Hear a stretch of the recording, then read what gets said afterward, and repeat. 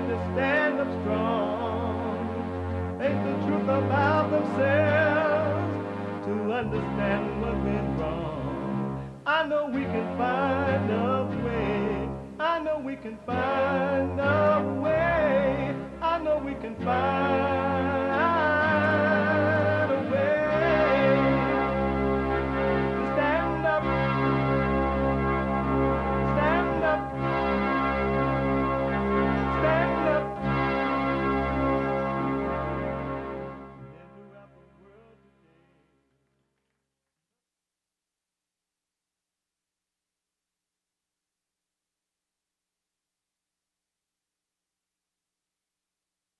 Uniting the races with truth instead of dividing them with lies.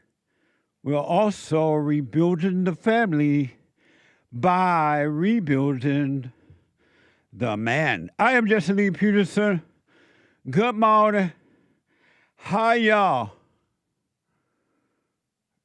I hope you had an amazing weekend. I did. Thanks for asking. It was mind-blowing.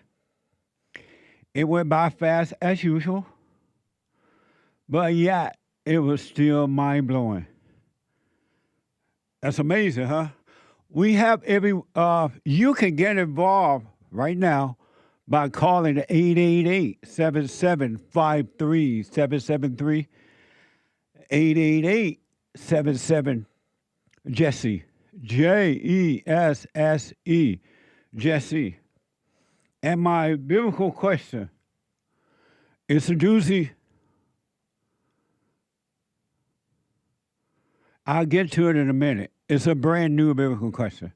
We have every way that you can watch and support the show listed on jesseleepeterson.com/show, jesseleepeterson.com/show.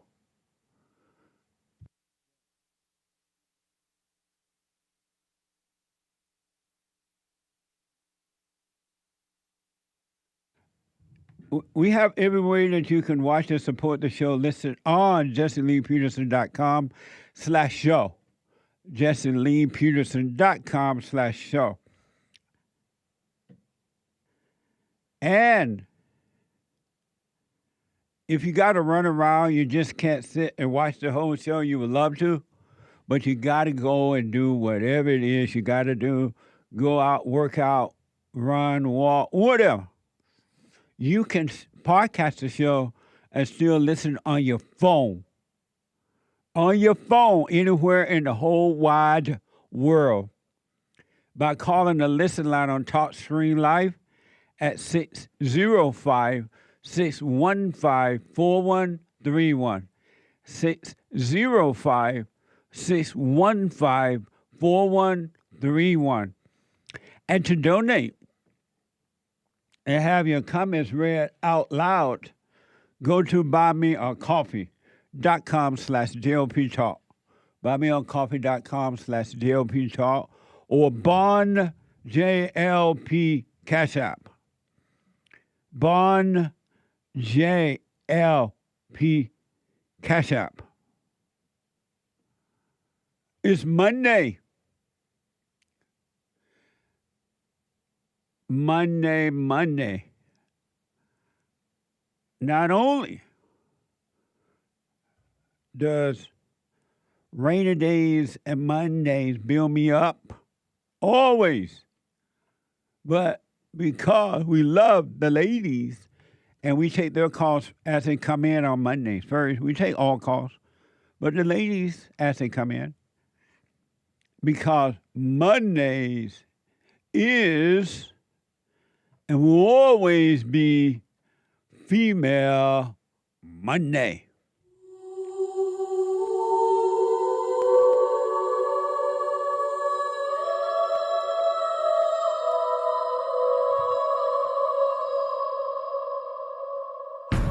I like to make men uncomfortable. All my life I had to fight. Let women take over. Some of us believe that women are getting paid less than men. I proudly say I'm a feminist. Thank you. Deep in their soul, they want to be home with those babies. We've been lied to for so long. Amazing, huh? A whole bunch of lies, more than you can ever imagine until you start to wake up, to know yourself. You're going to be stunned. It's like, I can't believe I've been lied to all my life. All my life. But you can overcome if you want to, only if you want to. It is a spiritual battle. And you can win this battle if you want to.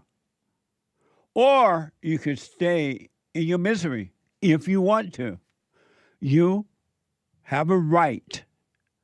All people have a right to stay in their misery if that's what they want. Isn't that amazing? God, his son Jesus, and no one else should bother you about wanting to be miserable, because you have a right, and no one has a right to judge you for that. And or you have a right to overcome your misery if you want to.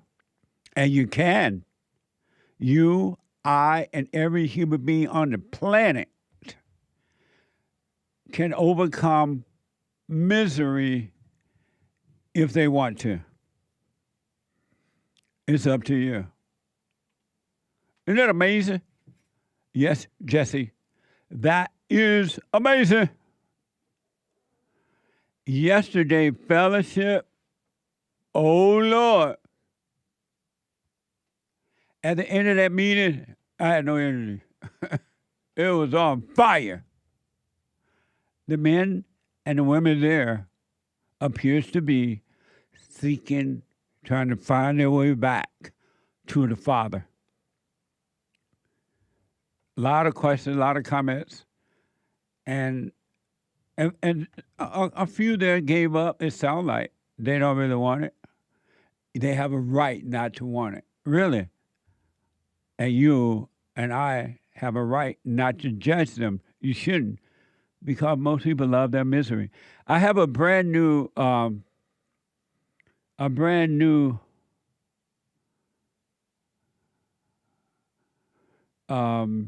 biblical question for this week.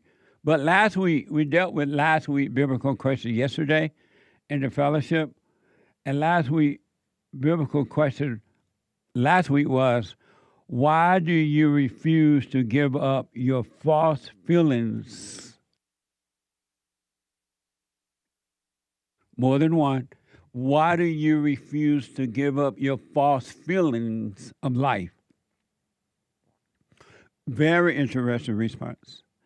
Though we didn't get a lot of time to deal with it because the meeting started out on fire and it just went all the way through. But why do you refuse to give up your false feeling of life?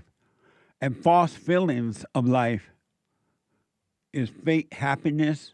You know how sometimes a situation happens in your life and you feel happy. That's a false feeling. You fall in love and you feel loved or you feel happy. A false feeling. Then you feel sad or you feel angry. You go from high to low. False feelings. You have fear. And you worry. False feelings. You think of the past or the future. And you get some type of feeling. You get a thrill. False feelings of life. You compete with others. You are in competition. False feelings. A feeling of winning or losing. False feelings. You set a goal for yourself. And you're like, I'm going to meet this goal. And you get a thrill for working on trying to meet a goal. False feelings. And you get happy if you think you met the goal, and you get sad or angry when you think you've not met the goal. or you can't. False feelings. False feeling of who you think you are.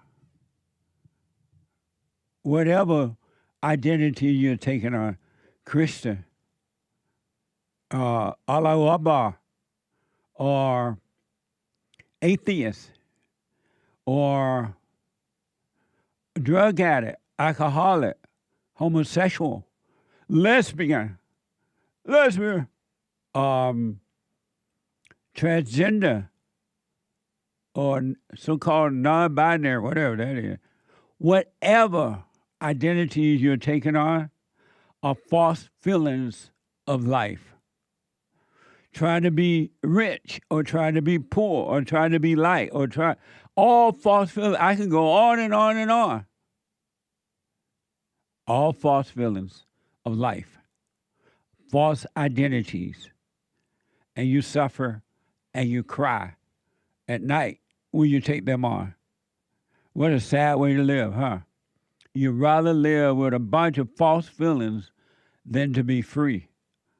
And the reason you refuse to let them go, to give them up, because you don't want to. You love them. And if anyone tried to tell you that you can overcome them, you can let them go and be free, you get mad. You attack. Gossipy, revenge, jealousy, suicidal thought, all false feelings. Thinking that you know who you are, false feelings. Why don't you let them go? You refuse to let them go. Some people are working on overcoming them, men and women, around the world. I deal with them all the time. But most people are not. It has always been that way, and it shall always be that way, where most people do not want to let go of their false feeling. Anger is probably the leading one. Anger / resentment, both are the same. False feelings. And human beings love anger. Really, they think they really need anger in order to respond to life or deal with life. If I am not angry, how would I defend myself? They say. If I'm not angry, how would I protect myself? They say. They do not know that you don't have to be angry in order to live a life. All false feelings. And human beings get angry so fast, makes your head makes you swim in the head. And they hold on to it. You say, no. It wasn't meant that way. They're going to hold on to that anger anyway. It's a thrill. It's a false feeling. Because when they are having all these different false feelings, they hold on to them, number one, because they want to. And number two, they say, well, who will I be if I didn't have my feelings? Who will I be if I didn't have my false feeling? Who would I be? I'm not letting this go. Who would I be and what would I be if I didn't have an identity? What a sad way to live. But I understand it. And so why do you refuse to give up your false feeling of life? Because you don't want to give it up. You don't want to give it up at all. Isn't that amazing? And you cry at night with your false feelings. And you have fear. And you're shy. And you're scared. Amazing. You have no love. Human beings are void of love. And it doesn't matter what religion you belong to. Religious people, all religious people, have no love, zero love. I've never met a religious person that had love in all my born days. I have never met one religion, and I've been around the world, almost around, not every part of the world, but been around. And not once in my entire life have I ever met a religious person that had love. They all have anger. They all have false feelings of love. I've never met one. Isn't that amazing?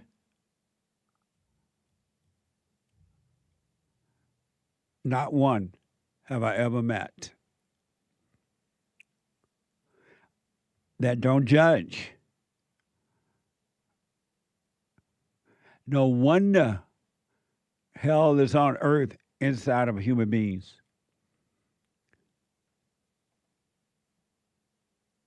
You could be of heaven on earth or hell on earth. And as long as you hold on to your false feelings, you're going to be hell on earth. It'll be hard for you. It'll be miserable. So check out Yesterday's Fellowship. You can podcast it by going to rebuildingtheman.com/church. rebuildingtheman.com/church. It's also sad for the sake of communication to see what mothers are doing to their children. And they say they're doing it out of love. Even though the kids fight against it. No, leave me alone. Stop. They insist on destroying their children and feeling good about it by calling it love. That is the darndest thing I ever seen.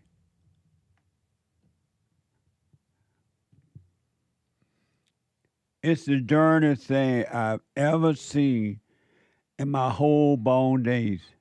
Human beings are evil. You are dealing with evil nature inside of others. Don't judge them. They can't help it. It's not them, but it's evil that made a home in them. It's sad. Brand new biblical question. Brand new biblical question. It's a doozy, too. And eventually, I'll tell you how I came up with this biblical question.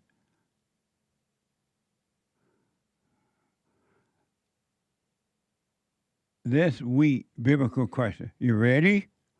How is it that a wife can make her husband sleep on a couch instead of the other way around? I'm just blown away by that. How is it that she can make the man go sleep on the couch and he just does it? And if she's the one mad and don't want to sleep with you, she should go to the couch. How is it that she's able to make the man go to the couch? And he just does it.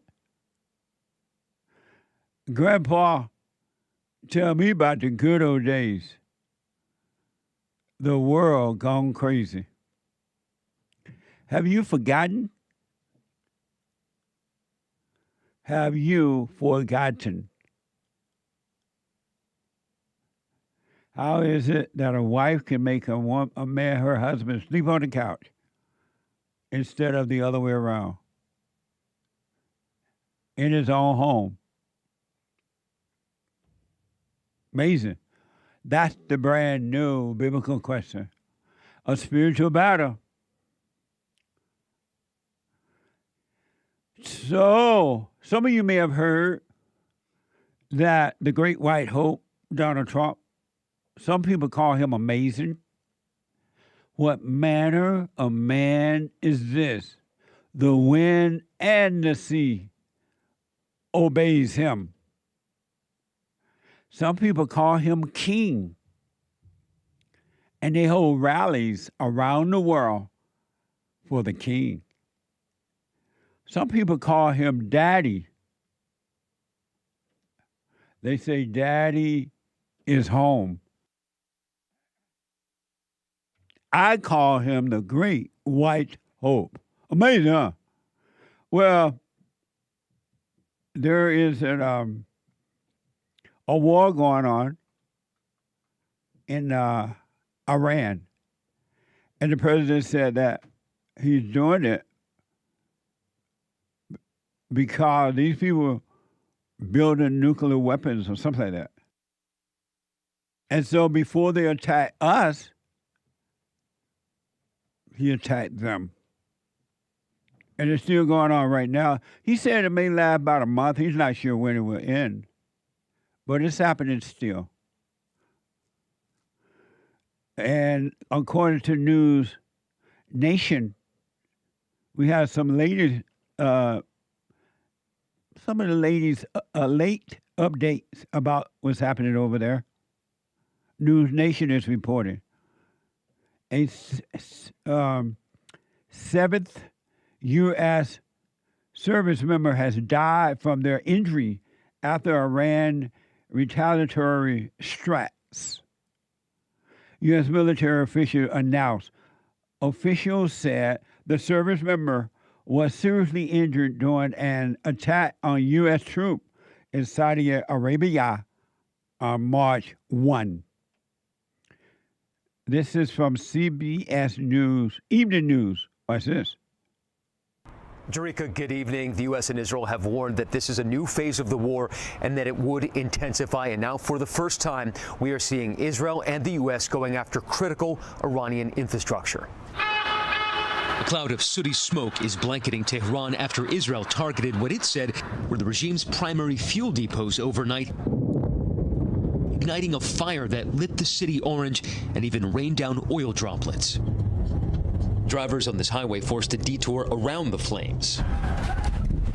And this video appearing to show gutters erupting in flames racing down the street. The Red Crescent says over 1,300 Iranians have been killed in 1 week of war. And tonight, a chilling warning from CENTCOM, urging Iranians to stay home because the regime is, quote, knowingly endangering innocent lives by firing missiles and drones from places like schools and hospitals, which could then be targeted by the U.S. and Israel.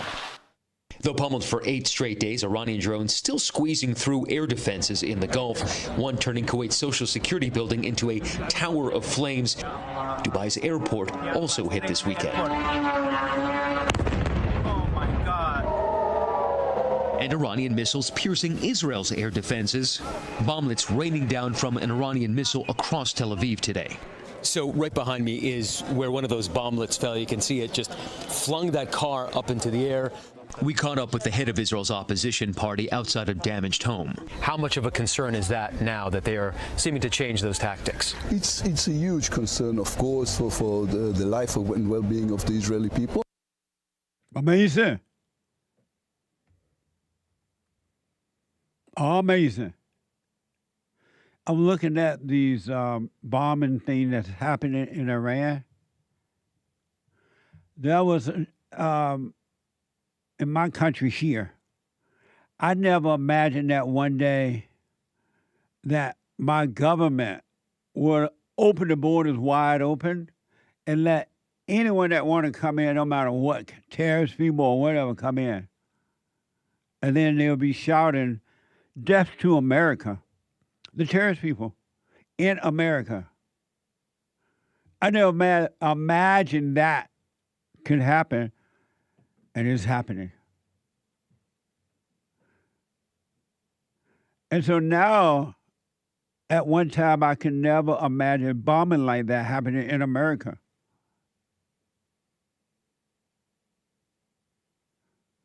It is possible now, because we'll let the enemies into America. They're in our country. So it is possible. The good old days in America are over. If it wasn't for Donald Trump, it would be, and we would already be experiencing it right now, the bombing, that is. Suicide bombing and things like that.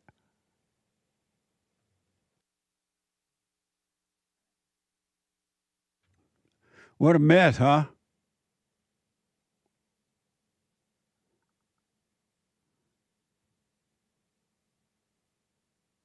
War is not the answer. Only love can conquer hate. Amazing. Human nature is wicked.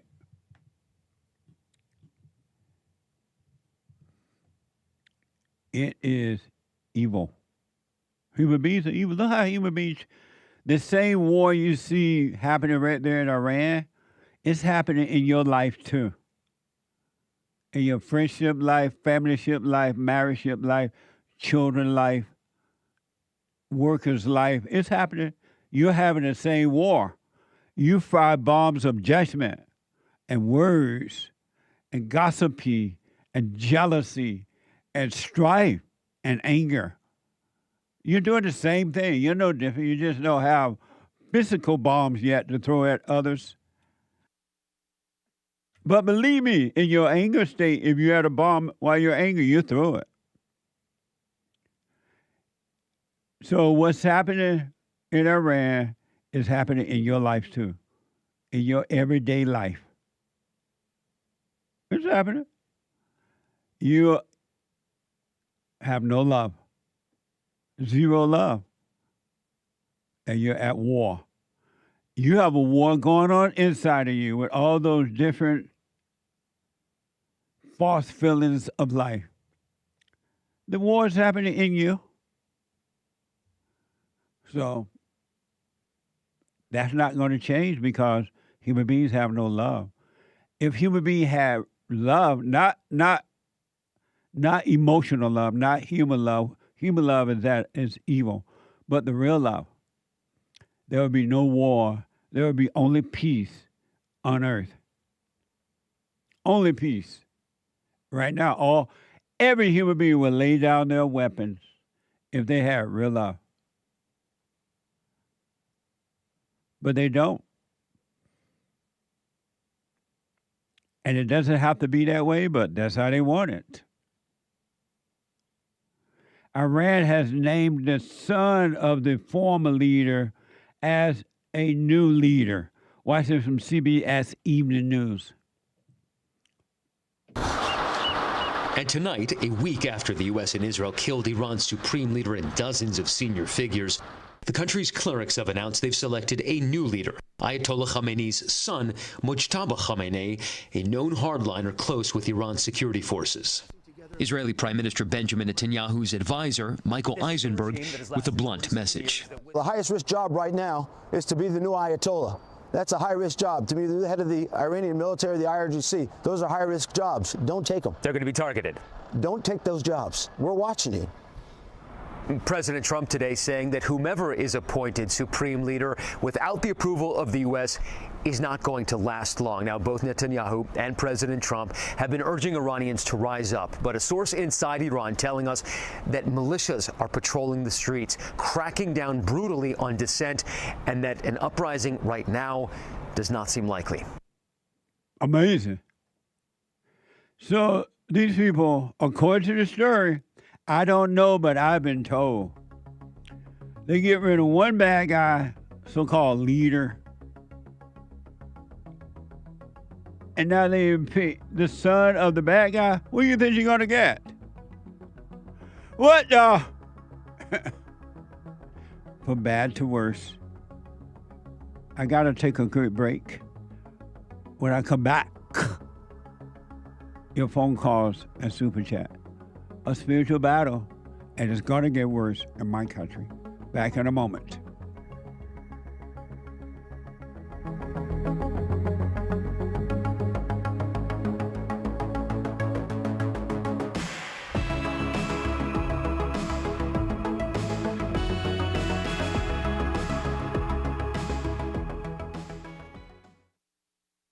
Now, I totally disagree with the way things are going, but you can't be angry. because that's what the enemy wants. He wants to control you. They do things to make you mad so they can control you. It's like being married. And the wife would do things to make you mad, or she'll do things to make you feel good. And men do that to women too when they want something from the woman, especially sex.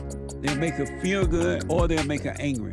And the woman's gonna have to say, you don't want to be angry. You want to speak up. You want to disagree with what's going on. It's wrong, but do not be angry. Then you won't have fear. You won't have doubt. You won't have worries. You'll be able to see, but you got to stay away from anger. That's why you must forgive your mothers and your fathers so that you can overcome the spirit of anger. It's a spirit and it's wicked. Nothing good in anger because it has no love, folks. You need love to defeat evil. And love is not a weakness. It's a strength. It's from God. It's His nature.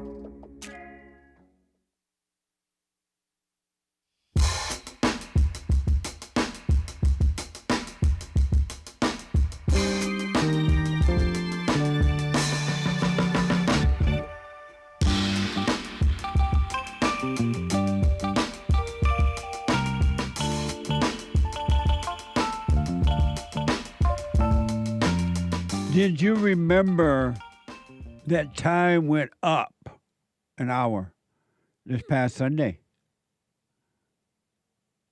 Some people forgot, but a lot of people remembered. So now, sunlight, the days are longer, and the night light is shorter. I prefer longer, bright days. I do. But your body got to readjust. So I would suggest they leave it as is right now. Let the longer days be and shorter nights. We don't need a lot of sleep anyway. Who need a lot of sleep? What the? So the time went up. Announcement. The Hake Report. The Hake Report. The Hake Report. La, la, la, the Hake Report, the Hake Report, la, la, la, that's all to this song, the Hake Report, la, la, la. It's coming up at 9 a.m. The Hake Report from 9 to 11, la, la, la. There's no more words to that song. There's no more. Hake Report, la, la, la. And after the Hake Report, the American Anchor Baby. The American Anchor Baby. At 11 a.m. You think the Great White Hope has energy given to him by God? And he does. The American Anchor Baby has the rest. He doesn't need a lot of sleep. He lives off the energy of God. The American Anchor Baby from 11 a.m. to 1 p.m. Pacific time. You don't want to miss it. Amazing, huh? And check out yesterday's fellowship. All the Sundays, really, they're all just amazing. At rebuildingtheman.com/church. And thank you all for your support, helping us to help others. Let me go to Larry out of Indiana. Larry, you are on the air. Morning. Hey, Larry. How you doing, man? All is well. Just calling to get a couple of answers. You know, it's been quite some time since I forgave my mom and started this journey, and boy, it's been quite a ride from 18 to, I turned 21 in March 29th, so almost there, but this 2 to 3 years has really been a great journey. But I really wanted to call to ask, you know, just make sure I'm not going crazy here. So I'm currently on house arrest. Crazy, right? You on house arrest? Yeah, so okay. I got a dog tag on my leg. I just got arrested February 16th for a prank. I was doing some content, went in the gas station, gave the cashier a note that said, hand me the money, don't be a hero, allegedly, I have to say.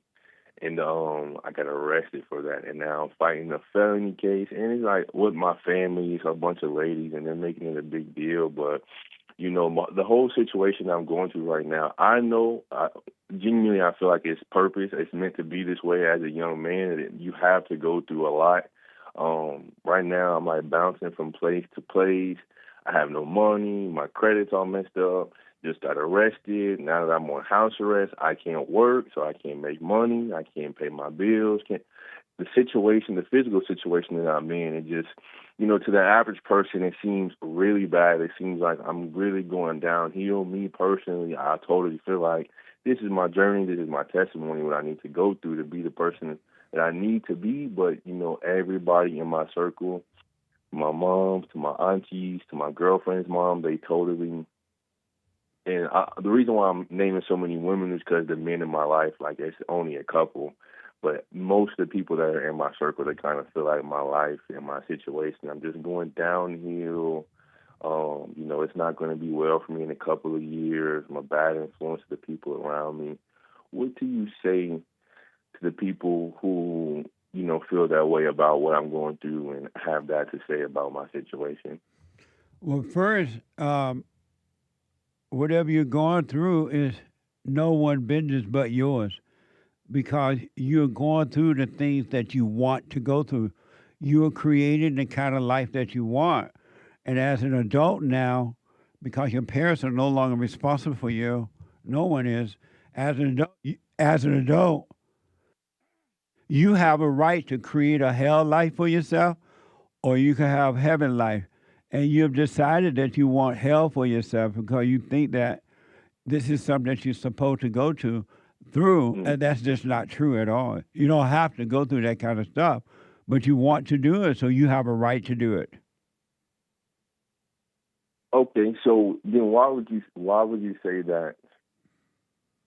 Why would you say that I don't have to go through it? Because what I mean by go through it is you have to go through a little bit of hell to build character. What do you say to that? That no one on the planet, and no one ever on the planet will ever build character by doing wrong. That doesn't even make any sense. Well, no. I don't mean by doing wrong. I mean by going through situations. So kind of like situations where I don't know better and I have to bump my head to know better. But you do know better. You don't know that you should not go into a gas station and give someone a note saying pass the money and don't do and call it a prank. You don't know that's not good for you? Well, now I know. But you did not know before? Honestly, absolutely no. Honestly, no. That's why I did it. So why would you think that you went into a gas station with a note and said hand over the money and don't do what? The note said, give me the money, don't be a hero, with a frowny face. And so you didn't, before you did that, you thought that was right to do? I really thought it was the funny, right thing to do. And who told you that that's the funny and right thing to do? I thought about it. And where you thought about it? And was that your thought? No, it was not. And so whose thought was it? I honestly don't know. I just know that I was thinking about it, and then when the thought came, yeah, I just thought it was hilarious. Like, I just thought it was so funny. I heard it out.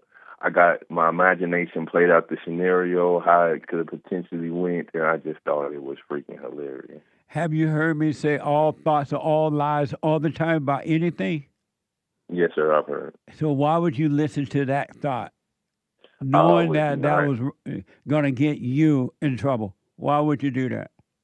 Oh, now that I'm going back on it, I wasn't conscious. I wasn't staying conscious.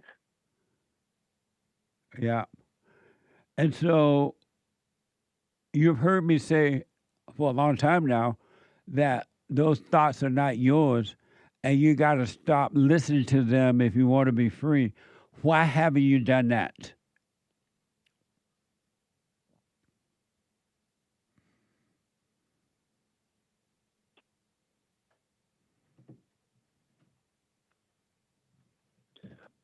I stopped doing it once I stopped doing the silent prayer, I started getting a little bit more into the world. I started like smoking, doing things, being, involved in things like that. That's when I started losing my consciousness. So I started being, if this makes sense, like of the world. So I'm just like the Walking Dead again, just walking blind again. And in that moment, now I kind of realized, I was just walking blind, listening to my thoughts, because sometimes I'm still going through the journey. I do the silent prayer. I wake up every morning, every night, and I pray throughout every day. I'm on it, but in that moment, it was just like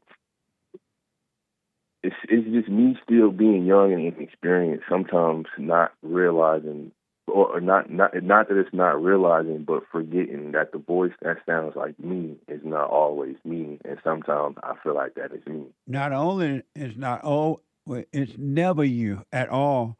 It's impossible for the voices of the imagination to be you. They're never you. And you know this because you said you understood at one time, but you decided to go back into the misery. What made you think that you got to go through hard times to be a character? Who told you that? Honestly, my whole life, and this is one of the big reasons why I moved out of my mom's house. This is what I told her when I went to forgive her. I told her, and this is genuinely how I felt, and this is how I feel up to now, that you have to go through hard times and get through tough situations to build character. I see that a lot of people who go through things, like the worst of things, they come out and they're amazing. They have skills, they have discipline, they have training and things that they got from those situations that made them to be the people they are today. I've yet to see somebody or I can take myself, for example. I've had almost everything that I wanted to have my whole life. I had a sports car at 17, like my life has been peaches and cream. But up until 18, I was very feminine. I was very angry. I was weak, very coward-like. Until I started going through stuff, I started realizing, okay, this is kind of what it takes to become a man.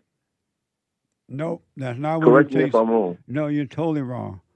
That's not. You become a man by not going with the thoughts. A real man would never obey thoughts, knowing that they're not his, knowing that they're evil, knowing that they're lies, and knowing that they only create more problems for you. That's what a real man would do. A weak man would go through by believing in thoughts and acting out whatever the demons tell him to do. That's a beta male. When you were growing up, were you spoiled or something? How were you able to have all those things? I was not spoiled. My mom, I was raised by just my mom. So I had everything I needed, but we weren't spoiled. Like, I couldn't go to my mom and just ask for $100. She gave me $100. But, I always had clothes. I grew up in the suburbs, kind of middle class, grew up and went to a suburban white school. Since 14, I had a car at 14 from 15. She got me a truck at 16. At 17, she moved us to Texas. She had a Jaguar. She didn't drive it, so she gave it to me at 17. I had a Jaguar, crashed it at 18. At 18, I realized, I got a lot. I'm too spoiled. I haven't really worked for nothing. Yeah. I'm going to go out and struggle and get through the struggle and learn, because honestly, if I didn't do that, if I didn't move out of my mom's house, I would be very financially well off. My credit would be very well. Physically, from a physical standpoint, financially, I would be very well off. But I thought, why not go out and try to get it on my own, the same way she went and got it on her own, to build that character and become, I guess, the top player or something. Well, one thing you're right about, you did, based on what you've said, you did the right thing, getting out on your own and making your own way. That's for sure. But you're destroying yourself by listening to thoughts. All thoughts are all lies. And as long as you go down that road, all you're going to do is go through a lot of hell, and you're making things rough for yourself. I would recommend that you stop believing those thoughts. Do what's in front of you to do without those thoughts, and you'll be fine. That's how you build character. How do you feel about your situation right now? The situation you're in, you have done these things. How do you feel about all that? Honestly, I feel no way about it at all. I don't even think about it. You know, when good. the thoughts come about, you can't work. You don't have no money. Everybody thinks you're an F up. Things are, it doesn't get to me. I don't even think about it. Who is taking care of you then, now that you can't work? Myself. I'm figuring it out. But okay. I'm finding ways, so I'm figuring it out. But you're not robbing banks or anything. Oh, no. That's what they told me when I was in. So, look, I went to jail. I had to go to jail for a full week, and I was up. My crime was, at first it was a felony 3, which is, there's 6 levels. Felony 3 is the third worst level, right? So they sent me up in the new jail with the real criminals. And I went up there, and they like, man, you should have went into a real bank and gave them the note. It was really cool. Like, genuinely though, I really do feel like the whole situation was a lesson from God. You can correct me if I'm wrong, but from the moment I got in there to the moment I left, it was nothing but intentional lessons. Like the new jail in Indy is a very violent place. My cousin just got locked up not too long ago, and he wasn't a criminal. He just got caught up in a situation, and he had to get into a fight. And the guy broke his whole face and everything. They was telling me, they like, buddy, you got spared. This is the first week that everything has been cool, calm. Everybody just trying to go home. Nobody's fighting. And I'm like I'm like 160. So I'm like, just thank you, Lord.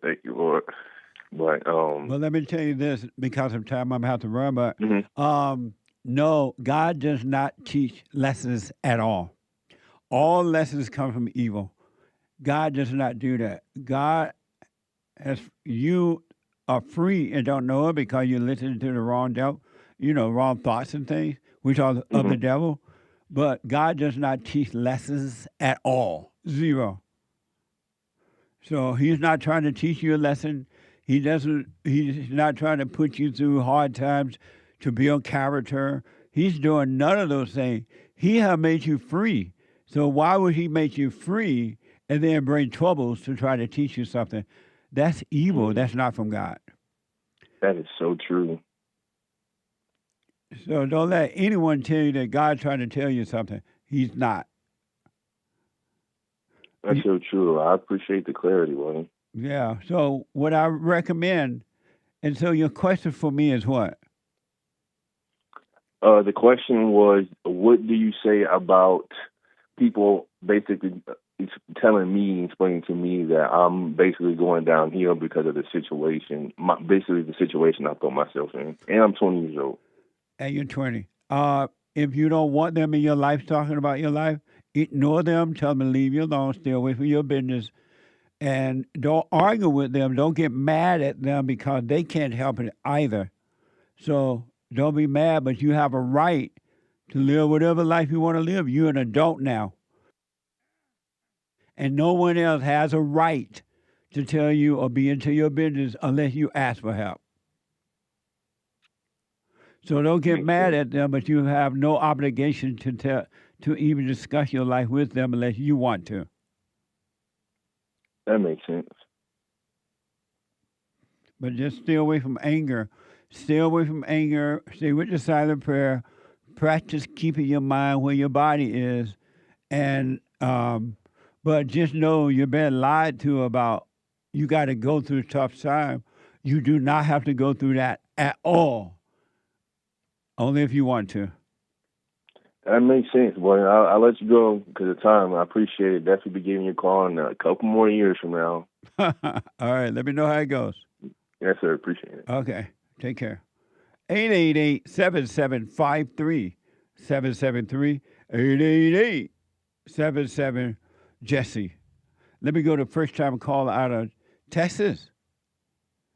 Steve out of Texas. Steve, you are on the air. Hey, Jesse. Thanks for taking my call, man. I really do appreciate it. Yes, sir.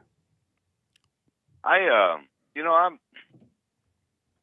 kind of got an issue with a lot of Christian conservatives today, which I am a Christian and I am a conservative, but I do not understand why all these years they've been calling for, the destruction, dismantle the globalists, and dismantle the satanic cabal, and all this stuff that used to be conspiracy theory, which now is fact.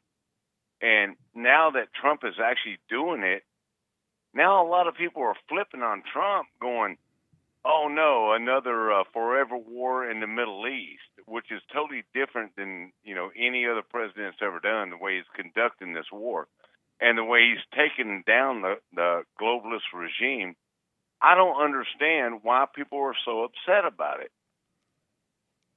It really bothers me. I mean, he started with Venezuela, and I know the history of Venezuela and back in the 80s and the early 90s, and all the American oil companies that invested in Venezuela to build their structure to bring them up on the world market. Okay, and then they turned around and stabbed America in the back and sided with the communists, the Russians and the Chinese. And I understand the whole connection with Venezuela, Cuba, Iran, China, and Russia. But now that Trump is breaking down the globalist satanic cabal, people are upset. I don't get that. And how do you feel about that? I just told you I don't get it. I mean, it drives me crazy that people are turning their backs on Trump, thinking this is going to be another forever war, right, with Halliburton. Let me ask, why are you? It's not. This is hell on earth, and human beings are evil. Why are you feel anything about what they're thinking and feeling? Why does that bother you? Say that again, one more time. I'm sorry. This is hell on earth, and human beings are evil. And I don't think as many people are turning against the Great White Hope as the media is telling you. Some are seen, but not as many as they are pretending, because they want Trump out of there. They're going to pretend that the whole world turning up against him. But why does it bother you that people are turning against him? Why does that bother you personally at all? Why does it bother me? It's because I have a lot of friends that are Christian, conservative, so to speak, and there's even Tucker Carlson. He's kind of went on the fringe on it. I know, but it should not bother. You should not be bothered at all about what other people say and do with their life. They have a right to do that. Well, and it should not bother you at all. You make a good point about the polling is that most of Americans are behind Trump. See, you should not be bothered by personally at all what another human being does or how they think. Well, I'll tell you what, I'm not personally bothered by what other people hold on, think, Steve. except for Steve, hold on. Let me take a break. I got to take a break. I'll come back to your call and your super chats and your phone calls right after this break. The hate news is coming. I'll be back in a moment. I recommend you get a copy of my book, From Rage to Responsibility.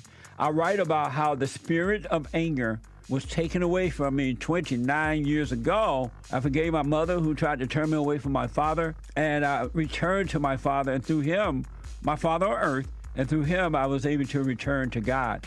No man or woman can return to God unless you go through the Son. And men are sons of God. There may be weak, pathetic examples of it, but it's the spiritual order of life. God in Christ, Christ in man, man over woman, and woman over children. So get From Rage to Responsibility. I write about that. Go to my website, rebuildingtheman.com, for an autographed copy, or call 800-411-BOND. And donate to my nonprofit, Bond, the Brotherhood Organization of a New Destiny. We are rebuilding the family by rebuilding the man.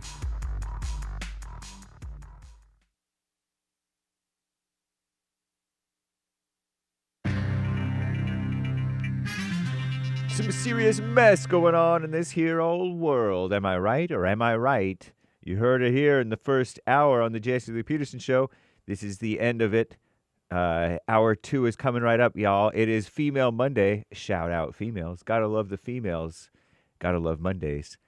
It is March 9th, AD 2026. Hang tight, callers. JLP will be right back to your calls. We'll get to your super chats as well, all right? It is hake news, not fake news.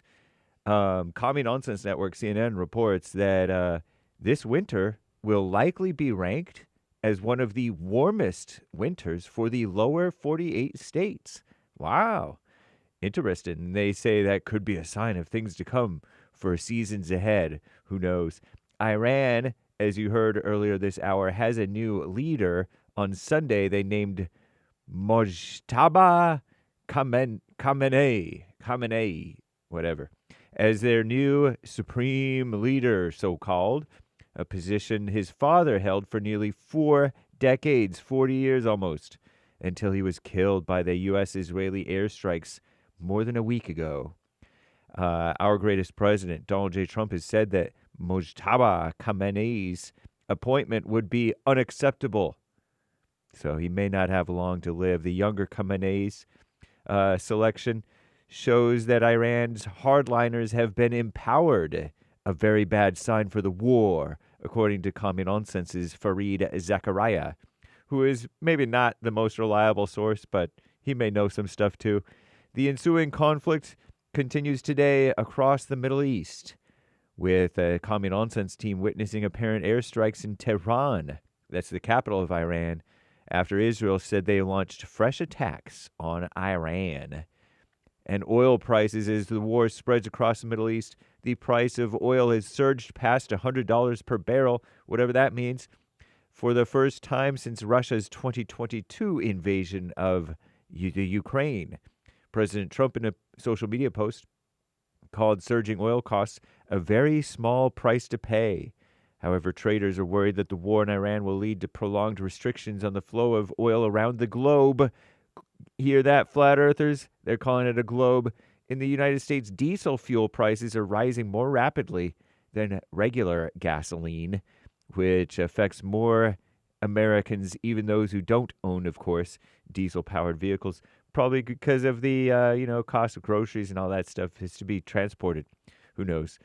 And airport delays, lines at security checkpoints stretched more than an hour at airports across the country on Sunday as the partial government shutdown of the Department of Homeland Security continues. Funding for the agency, which oversees the TSA, Transportation Security, so-called administration, lapsed in mid-February amid a standoff between Republicans and Demon Rats over federal immigration reform. Airports in New Orleans, Atlanta, and several other cities, or at least a few, reported longer than normal wait times. At Houston's William P. Hobby Airport, TSA lines stretched more than 3 hours Sunday afternoon. The agency reported. The airport advised passengers to arrive at 4 to 5 hours before their flights. Normally, you're supposed to be like 90 minutes, 2 hours. Some people just do an hour. Some people do probably less than that. That wouldn't work. And the New York City mayor, the explosive around the mayor's mansion or whatever, the FBI's terrorism task force investigating violence from dueling protests. Well, it's mainly leftist or Muslim on Christian or Muslim on so-called Christian. Outside of New York City Mayor Zohran Mamdani's residence Saturday involved a man hurling an IED, improvised explosive device that did not detonate. An additional device discovered in a nearby car the next day. Whoa. The violence erupted during an anti-Islam protest organized by a right-wing provocateur. Commie Nonsense doesn't name him, but it was Jake Lang. You'll hear about that today, I believe, on the Jesse Lee Peterson Show. It was like 20, 25 people, and then more than 100 or 125 Muslims or whatever showed up. I'm James Hake. Now back to JLP. Hour 2.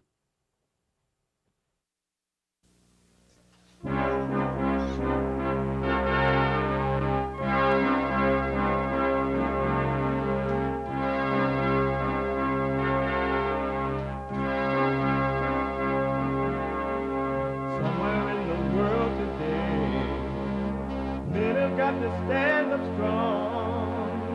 Think the truth about themselves to understand what went wrong. I know we can find a way. I know we can find a way. I know we can find a way to stand up, stand up, stand up.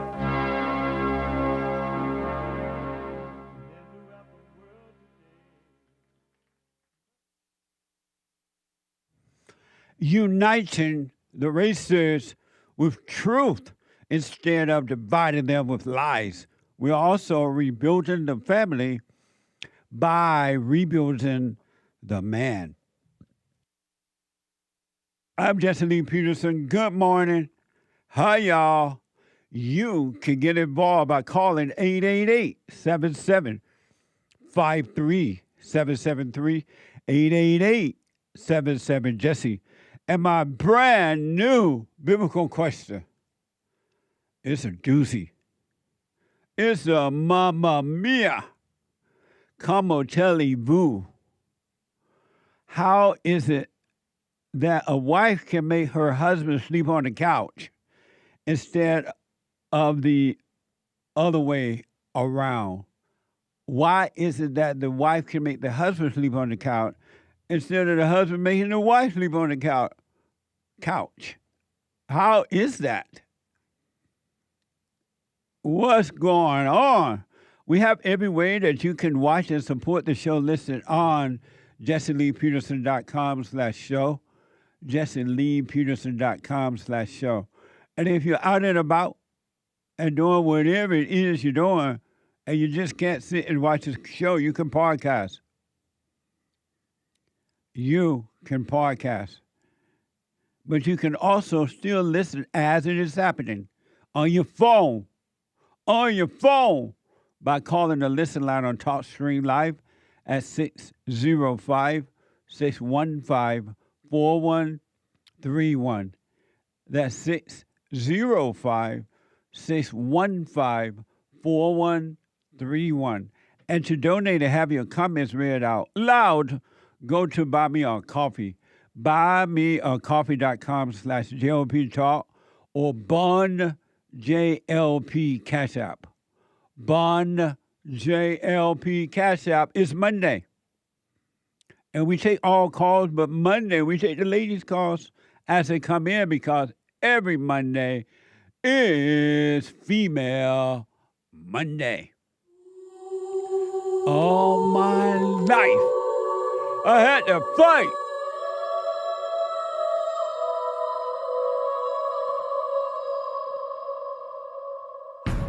I like to make men uncomfortable. All my life I had to fight. Let women take over. Some of us believe that women are getting paid less than men. I proudly say I'm a feminist. Thank you. You're welcome. Deep in their soul, they want to be home with those babies. We've been lied to for so long. A spiritual battle. Take control of your own life, folks, if you want to be free. If you don't, do what you're doing. Let me go back to Steve. And Steve is concerned that some people are turning on the Great White Hope. Hey, Steve. Yes, sir. I personally, I don't believe that many people are turning on the Great White Hope. I think that the perception is being put out there because the Democrats and the media, even right-over media, they don't like Trump, so they want to get rid of him. And so they are trying to present it that most people are turning on him. But I doubt that. And also, I'm having a way to see how this thing ends. But so far, everything that the president does, it always turned out well for him. So I wouldn't think about other people that are turning on him. Well, first off, I want to say you threw that in there, and I did not say that when you said, why does it bother you? I didn't say Oh, okay. I thought me. you said it would bother you that these people are doing that. My bad. No, I said I don't understand it. I don't understand why they're turning on him the way that they are. Because human beings are evil, and that's what they do. They don't have love. They love you as long as you're doing what they want you to do. But the moment you go against what they want in their own mind, they turn on you. That's human nature. Human nature is evil. That's why they're doing it. Absolutely. Okay, I do understand that, yeah. But, I mean, you got a broad audience here, and I'm actually watching you on Pilled.net. Nice. And, good morning, Pills. Good to see you over there, brother. It really is. Right on. But, you know, I've been wanting to talk to you for quite a while now. That's one thing that I want people to understand is that the mainstream media is, of course, everybody knows by now that knows anything. They play with your mind. Yeah. You know, and they're going to lie to you. And there's certain content creators or whatever you want to call them on YouTube, even on Pilled, that that's what I don't understand is how they cried and screamed and hollered about the Epstein files and about, you know, breaking down the satanic cabal and, you know, the whole globalist movement. And that is exactly what Trump is doing right now. But it's systematic how he's doing it, and he's doing it the right way. And it makes no sense to me how people can get mad at him for doing what he's doing. Most people don't think for themselves. They go by whatever they hear somebody else say, and then they start parroting that, pretending that it's their thinking. But most human beings do not think for themselves. So whatever the media tell them, whatever their party of choice tell them, that's what they're going to believe. And they'll act like it's real, but it's not. They don't think for themselves, Steve. So it's just the way it is because that's how human nature is. But if you notice, the president is doing what he got to do. He made a promise he's going to put America first. And so far, he's doing an amazing job with that.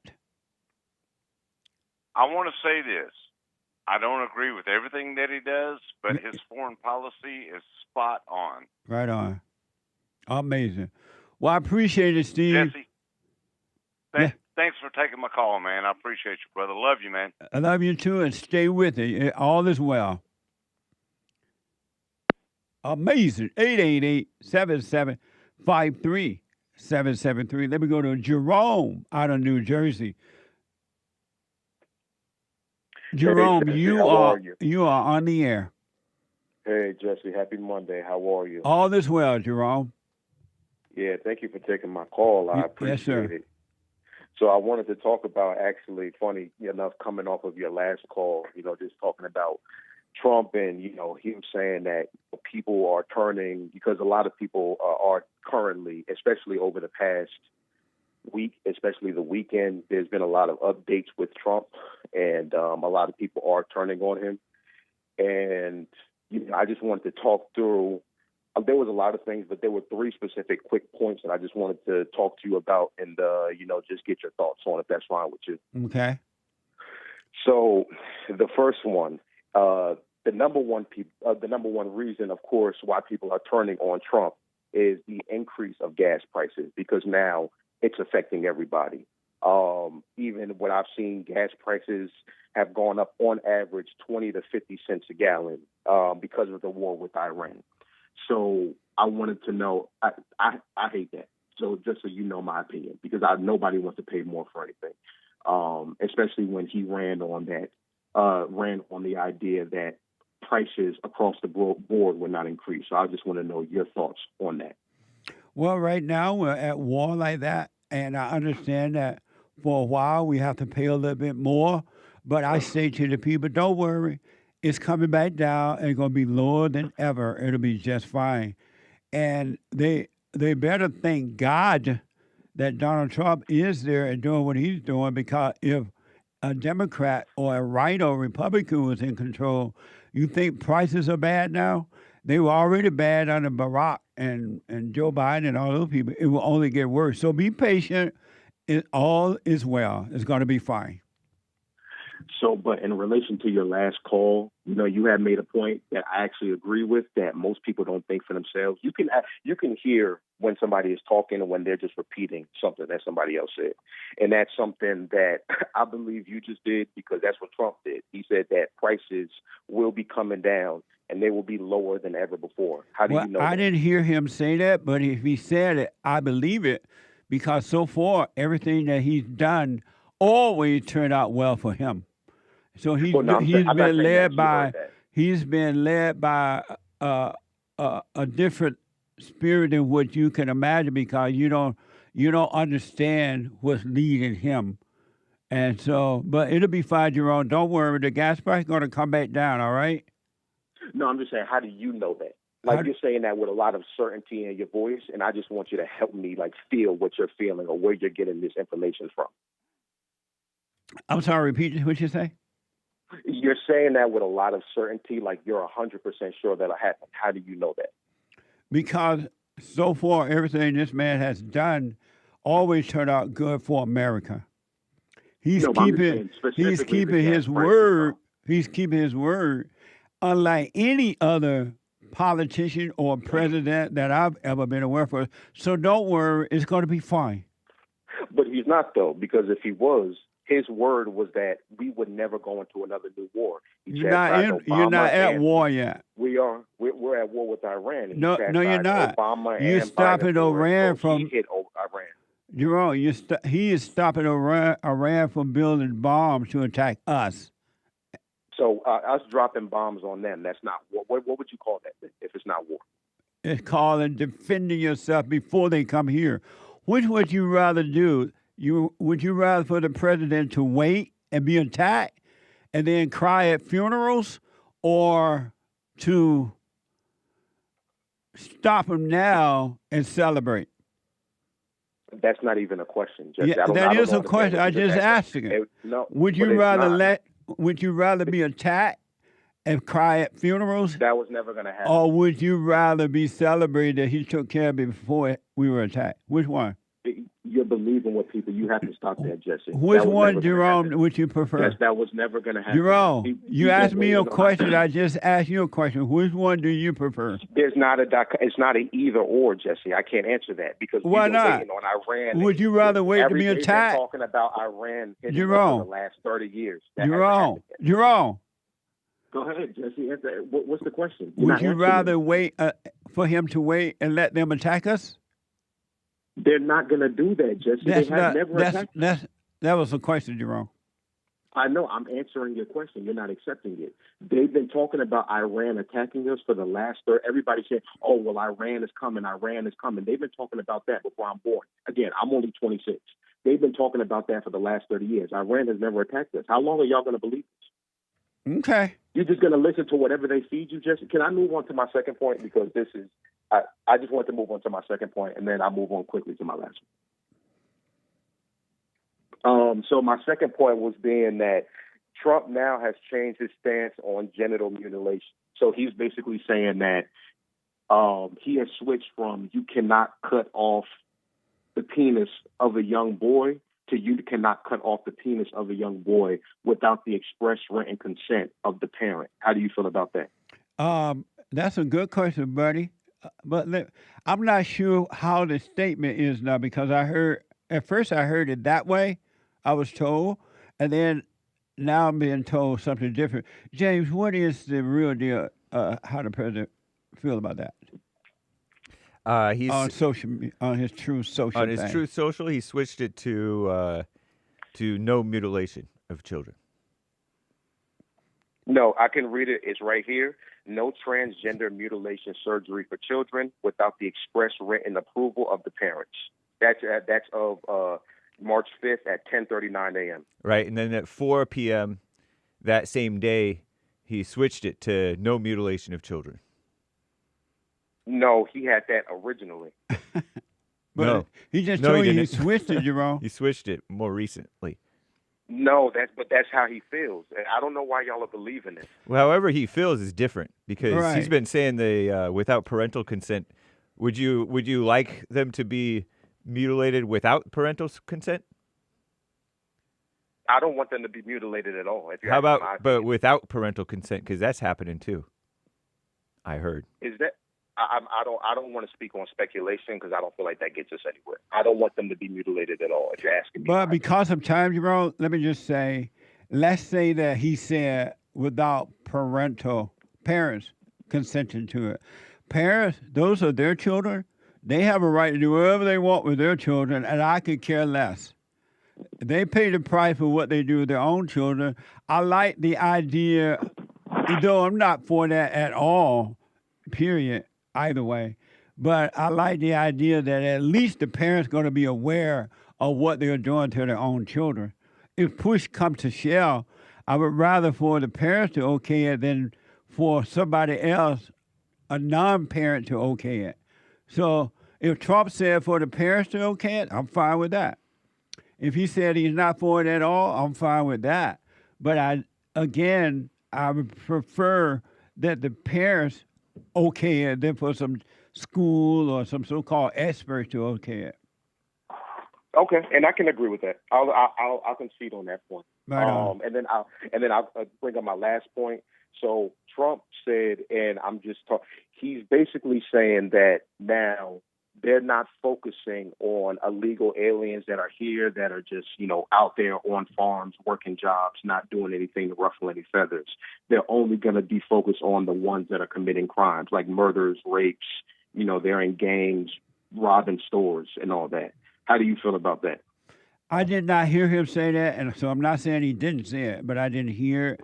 I appreciate the fact that the president is doing the best he can to get these people out. I personally think that anyone who's here illegally is a criminal. They broke the law to get here. So I personally think he should send them all back. But because I'm not in there and I don't know all the details, it sounds like he's doing the best he can do with what he have to work with. So I appreciate that. I mean, but how much more do you need to know? They're here illegally. They all need to go back, like you said. Right. You said that they're just focusing on the criminals. But knowing that all the hell he has to deal with from the Democrats and the media and all that, I don't know the details of what's going on with that. But if he's taking all the criminals, the ones who commit crime, once they get here, out, that's fine. And then maybe he'll end up taking, hopefully, all of them out eventually. But I'm fine with the way he's doing it. But why are you always giving him a pass? Why don't you just condemn him for something? What do you mean? What about condemning? I mean, even that, well, it's probably, all the hell that he's dealing with Democrats and the media. No, he's been dealing with that forever. That's nothing new. You haven't that's seen his job that as a president. You haven't seen that the Democrats and the media, everything the man care what does, they're doing. That's great. That's everything that the man does, they are against it. You ever seen that? But they're always going to do that, Jesse. That's the job of a president and as a Republican. The Democrats are always. They didn't do it to Obama. And so, who cares? Obama's not in office right now. So they're not going to always do it. Then they do it to the politicians that they don't want in there. They did it to Obama too. No, they didn't. They always do that. The media always does that. I'm saying that Trump needs to deal with it, and for some reason, you always give this man a pass. What pass? I would never give him a pass. I don't know what that means. You doing it right now. You're saying, yeah, well, he's not, or he's changing up his stand because of the Democrats. I didn't say he would change up his stance because of that. I'm saying that they make it very difficult for him to make America great again. And yet he's not giving up. He's still, in spite of all the court appearance that they have to go and fight for, in spite of everything, he is not giving up on the country, and I like that. He is. And this is terrible. I hope that one day that you can see the truth, but this is bad. And he's changing up stances on everything, and we're seeing more and more people starting to turn their back on Trump. Jerome, Hate has a question for you. Okay. He's been pretty consistent this term that he's going after the criminal aliens. And when you're a politician, you have to go after things that is basically unassailable, that the popular popular opinion would be for. For example, this no transgender thing without parental consent, the without parental consent thing, nobody can argue with that. And then this criminal illegal thing, nobody can argue with that. If he's playing Nazi and overly strict, you're not going to get the popular opinion on your side. But the thing That's is, amazing. you can't go against Isn't that it. amazing, Jerome? But you can go against it. So what you're saying is not right, because that's what he ran on. And all the MAGA people, they loved him because he was so strict and everything. He was a no-nonsense person. And now he's sounding like a Democrat now. He's a Like, smart person, Jerome. I'm being soft. You call him smart, not nonsense. No nonsense. It almost sounds like you're trying to convince them. Smart on anything. It almost sounds like you're trying to, like, you don't even necessarily agree with him on everything, with Trump on everything. So it sounds like you're trying to pull more of Trump's supporters away from him. No, I mean, do you? I mean, do you vote for him? With somebody? No, I didn't vote at all. See? Well, no wonder. You didn't vote at all? And you hardly seem like you pay attention. So then why are you upset? You didn't even vote. What the? He said that thing about. I can say whatever. There was a clip of Trump saying that thing about parental consent from 2024. He's been pretty consistent about his positions, actually.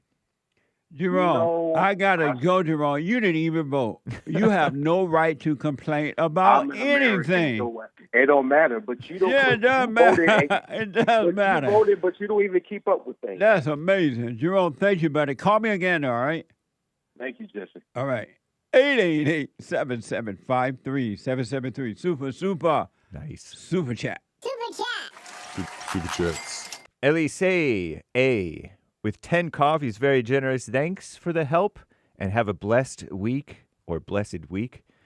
Have you ever heard of about the Mormon people? What's your thought about it? The Mormon people? Yeah.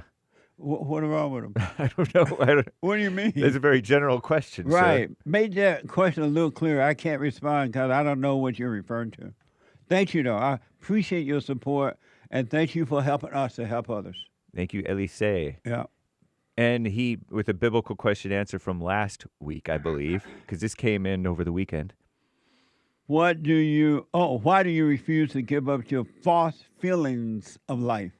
In the words of this one particular song that I shall not name for the sake of not promoting. Oh, I love it and hate it at the same time. You and I drink the poison from the same vine. Oh, I love it and hate it at the same time. Pardon me. I'm probably butchering the song. Hiding all our sins from the daylight, running from the daylight. Oh, I love it and hate it at the same time. That's his answer to the BQ. Oh, amazing. Thank you. I appreciate that. Keep it pithy. Adler D on Cash App. That's Bond JLP on Cash App. Thank you for this content. That was Friday. Thank you, and thanks for your support. I appreciate it. Rick P with a monthly donation. Very generous on Cash App. Thank you, Rick P. Appreciate it. Joseph B. On Sunday, the Great White Hope is destroying evil all over the world. Amazing. I have to tell you, do what you want, but you better be counting your blessings, naming them one by one, that we have the Great White Hope in there, because if it wasn't, it'll be a whole different story right now. Believe me, and you wouldn't like the story. Amazing. Thank you. Chozo Man, welcome, new Bond YouTube member. Right on. Thank you, Chozo Man. Appreciate it. Nicole, during church, said good evening from Mommy Africa. Right on. Here on vacation. Cool sunglasses. Right on, Nicole. Amazing. That was watching on punchy.tv/Bond. So she's over there visiting? Yep. Be careful. Amazing. Thank you. Quentin M. Jesus' death was physical in the same way ours is spiritual. This is Quentin. Amazing. Thank you. Quentin M. also asks with a super chat. Ask! If we are able to drop our anger in the blinking of an eye, do we still have to then go through hell to get to heaven? Yeah, because once you drop the anger, then you are going to get busy with that old nature. And if you watch the thoughts about that while you're going through it, you'll be fine. So you got to go through it. But what's going to happen, though, you're going to see there's no you to go through hell. It's an illusion self that's going through the hell and not you. You will see that. Stay with it, stay with it, stay with it. Amazing. Risen Richard S. Who is that? RSN Richard. Richard, I believe. Richard S. Thank you, Richard. Says, thanks, Jess. Right on. Object emoji. And I'm not sure what object it was. Thank you, Richard. I appreciate it. The Joshua J says, Christ is king. Christ is king. Amazing. Skip log fire. I am of good because I saw I was evil. Now I'm free to be the real me. Amazing. Stay with it, stay with it, stay with it. Amazing. Riley. Thank you. Amazing. Amazing. Thank you, Riley. What now? Pastor Chatterley gifted 5 subscriptions on Rumble. Very nice. Thank you, Pastor Shirley. I appreciate your support. 5 from someone. It's amazing to see the devil talking all the time. It cannot help itself. Relies on consistency to keep itself invisible. Made me accustomed to its voice many years. Long time I never considered that its voice was anything but my own. But when I clearly see it's not me from the very first thought it gives, its method of constant communication only serves to reveal itself more and more to the light who destroys it. Amazing. Thank you. Stay with it. Laddie says, what's the understanding behind becoming what you hate? When you hate, when you become angry, and you hated the person that made you angry, in this case, your mother, you become like what you hate. You take on that identity, which is of evil. You become angry, resentful, afraid, lonely. You develop the nature of evil that comes from your mother because you resented her.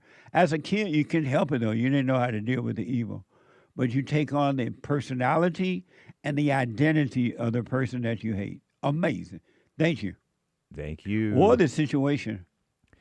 Eric H. with 5 coffees in response to the BQ. How is it a wife can make a husband sleep on the couch? How is it that a wife can make a husband sleep on the couch instead of the other way around?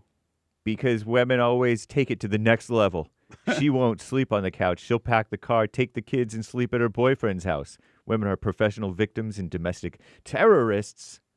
This is Eric. Right, but still, let her go. Don't sleep on the couch.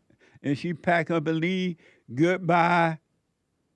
Let the doorknob hit you where the good Lord split you. You heard that before? Something like that.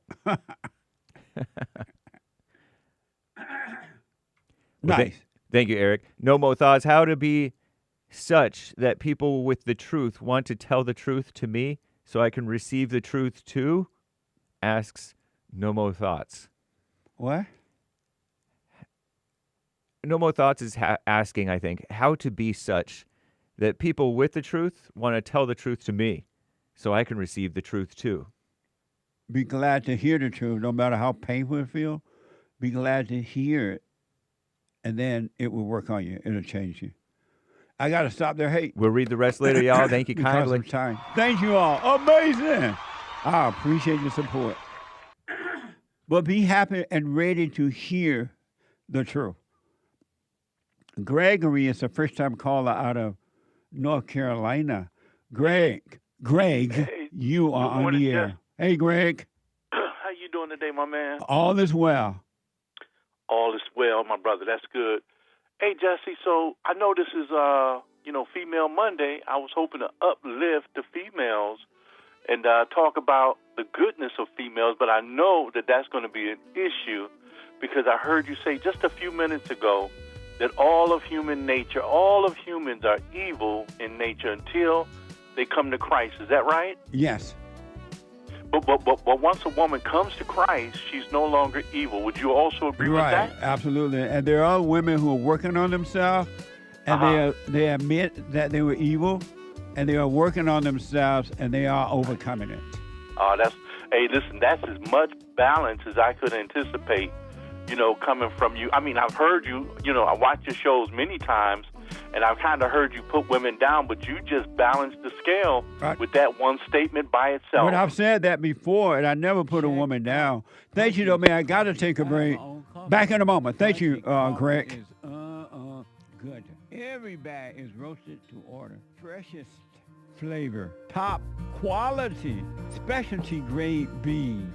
Good. Every dime goes back to BAR, my nonprofit. And we are rebuilding the family by rebuilding the man. So when you're drinking coffee and enjoying it, just know you're helping somebody. Amazing coffee. Punchy has his own coffee now. What the? And it's so good. All the way from the plantation to my own coffee. Who would have thought? Did that coffee come from the plantation? Did I pick my own coffee? Check it out. Go to rebuildingtheman.com, rebuildingtheman.com/stores, and get Punchy's coffee.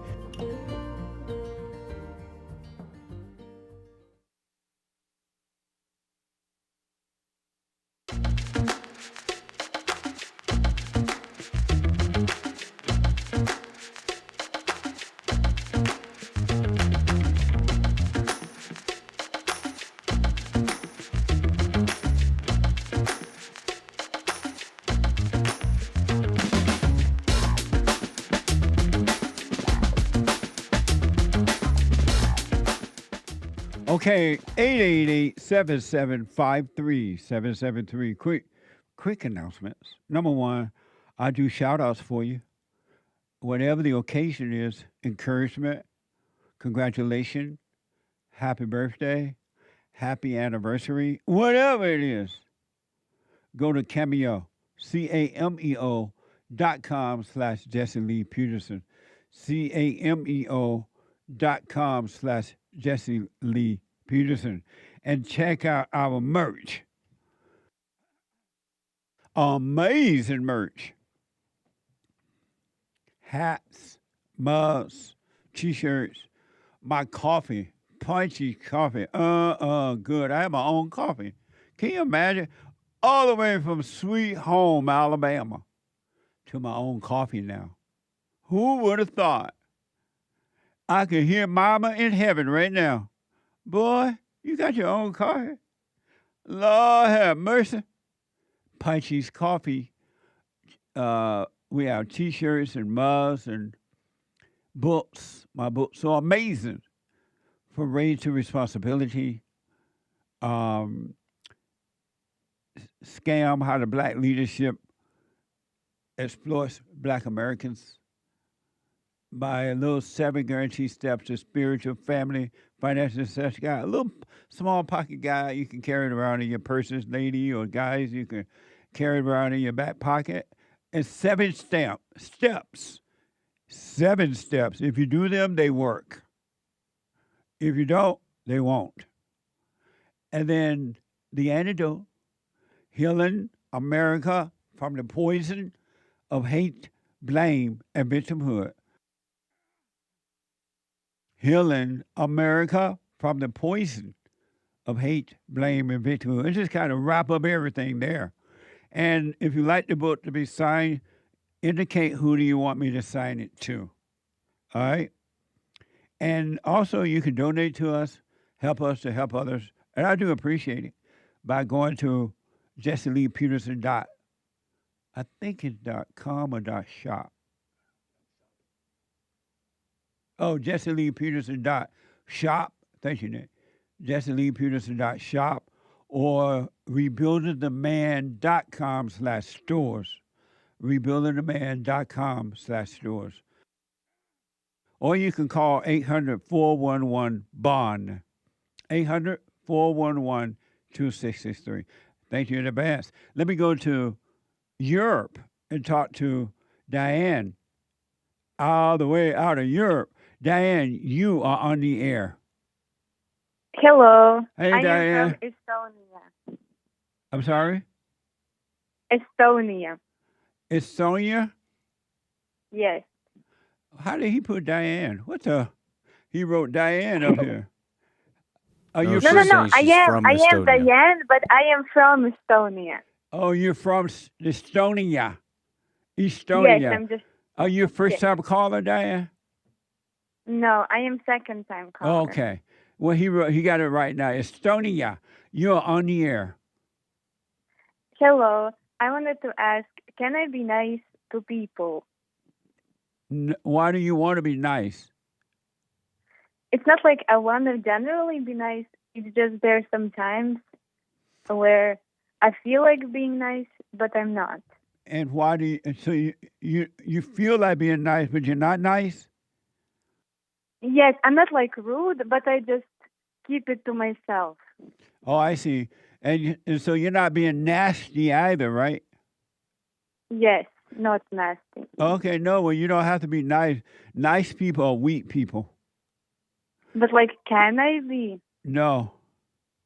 Oh, okay. Because nice people only nice because they don't know how to handle rejection or anger or whatever, right? And so they're nice in hoping that the people will be nice back to them. And if the person's not nice back to them, they get mad. Maybe, yes. But I just noticed that you are nice. I'm nice? Yes. Thank you. You're welcome. I didn't know I was nice. Thank you. Yes, I didn't think you would be nice. I thought you would be roasting me. But then you were nice, and I was like, wow. Amazing. Well, are you working on yourself to overcome anger and all that? am. I think yes. Okay, well, you stay with that. You're doing the silent prayer? I am doing the silent prayer. Right on. Well, you stay with that, and I promise you, Diane, if you stay present, you and God will be one, and you're going to treat everyone in the way that He's treating you. You'll be fine. So not nice. You won't be nice, but you will be of love. And love is not a feeling, but you will have His love, and that love will make your life amazing right here on earth. So stay with it, all right? Okay. So I just shouldn't think about that. No. The niceness or whatever. No, not at all. Yeah. Amazing. Amazing. Yeah, don't think about that. Okay. Thank you. All right. Nice to hear from you. Nice to hear from you too. All Goodbye. Right. Bye now. All the way from Estonia. Where's that? Europe somewhere. Somewhere in Europe. Amazing. Heard around the world. Rich is out of Florida. Rich, you are on the air. Hello. Nice to see you, Jesse. Nice to hear from you. Thank you, Rich. I appreciate your call. Well, I actually was going to make a statement about something that startles me. First, I don't know why Israeli soldiers are attempting suicide. That's up to them, I guess, to figure that out. I guess the one thing. Why do you say that? How do you know they're committed? Or you said attempted suicide? 279. I already gave it to your staff. That's in. How do you know that they're committed suicide, attempted suicide? The Israeli Times and all the newspapers that are publishing it. I had not heard anything about it. Okay, I'll check it out. I'm trying not to make things up. Right. I'm trying also to listen to Jesus Christ, who said He would rebuild the temple. So I listen to Him. So because I'm following Him. So when other people tell me they're going to rebuild it, I go, but you're not Jesus Christ. So I'm just going to follow Jesus and realize that He said He would rebuild it. And I'm pretty sure that whatever He's going to be rebuilding is probably going to be in the kingdom of heaven. That's what I would think. I don't know what you're referring to, Rich. The temple that is being rebuilt. What temple? What temple? The temple that Jesus is rebuilding, He's rebuilding in the hearts of everyone on earth. Everyone is chosen when they choose Jesus. Right. That's how the covenant works. And if people don't choose Him... I have the information about the suicide. You have that, James? Let me have it. Yeah, according to Brave, Israeli soldiers are attempting suicides at a significant rate, with a sharp increase linked to the ongoing war in Gaza. 279 Israeli soldiers attempted suicide between January 2024 to July 2025, per the Knesset Research Information Center. This period saw 36 confirmed suicide deaths among the soldiers, one death for every 7 attempts, roughly. Amazing. Why they committed suicide? It may be related to the combat soldiers. I don't know. I'm going to give you military information from intelligence. Are these women or men doing that? I haven't asked yet. Oh. I don't know. Men tend to do it more frequently than women in America. Really? Yeah. Why? Eventually, you guys will figure out. Shin Bet gave a stand down order. The soldiers are killing themselves because they don't want to kill children anymore. So it's okay. You guys will get it eventually. Right. I think it would be a good idea to start realizing that Jesus said he would rebuild the temple. I don't understand why men want to rebuild it. And to be perfectly honest, what man want to rebuild the temple? They keep talking about it. Who? In fact, they're talking about it all over the news. What man? What temple are they talking about? Which temple are they talking about? Rich. Which temple are they talking about building? The ambassador of the United States to Israel, Huckabee, says they should rebuild their temple. In Israel? In Israel, that's what they say. They have cows there that they're going to slaughter called red heifers before they do that. Well, red heifer. Rich, thank you, buddy. I appreciate it. 888-7753-773. I want to let's catch up with the super chats. Thank you, Rich. I don't know what you're talking about. T. Smith over on Cash App. That's Bond JLP on Cash App for coffee. Thank you. Amazing. I appreciate it. Nick owns you. Jesse, I went on a date yesterday. I cut the date 10 minutes in because the girl was so masculine. Where are all the feminine women gone? Asks Nick owns you. Amazing. Thank you. They don't exist anymore. That's why you should look for one. Let the Father add unto you what you should have, and he will. Amazing. Thank you. White Wings 1776 on pill.net. Gifted the cookie. Have a blessed day, friends. Stars and dove with olive branch. Much love. Heart. Amazing. Thank you. Anthony L. with a big smile sticker. Thank you, sir. Thank you. Tommy Economy. So females get a whole day over at JLP, but men only get an hour? Men should have a full day, too. Where's the love? I know. We used to have Manhood Hour every Wednesday. We still do. Right. But that's what you talk about, though, right? They only get an hour. Yeah, men only get an hour. Women get a whole Monday. The women need the help, man. What the? Yeah. Don't be jealous. Men can get all that same help in just an hour. That's right. Jesse W. Thank you, though. I appreciate it. Thank you. Jesse W. on Cash App. Love the show. What the? Popcorn's Thump Cake. Jesse, why do you often say, I have no opinions, but you do say things like, here's what I recommend, or I just believe that? You give your perspective view, take the way you see it on the show all the time. Is that different from having an opinion, quote unquote? And if so, what is the difference? A suggestion is you can take it or leave it. Opinion is you have to take it or they're going to be mad. But a suggestion says you do what you want with your own life. That's your life. If you don't want to change it, you want to continue, fine. It's fine with me. Amazing. Thank you. Marilyn bought our coffee. Uncle Jesse, yesterday's fellowship was out of this world. It really was. Becomes clearer and clearer how much humans love darkness and misery. I'm forever thankful for the truth you share with us. You are a blessing, heart, and black thanks hands. Thank you. And I appreciate you. Stay with it, though. Stay with it, stay with it, stay with it. Thanks for your support. And if you missed yesterday's fellowship, go to rebuildingtheman.com/church. rebuildingtheman.com/church. It was amazing. Thank you. Brian R., biblical question. How is it that a wife can make a husband sleep on the couch instead of the other way around? Men want to end the hell and know the devil wants to fight. She won't go to the couch because she wants to fight. Real men want to sleep alone anyways. Amazing. Well, at least you sleep alone in his bed. Make her get on the couch.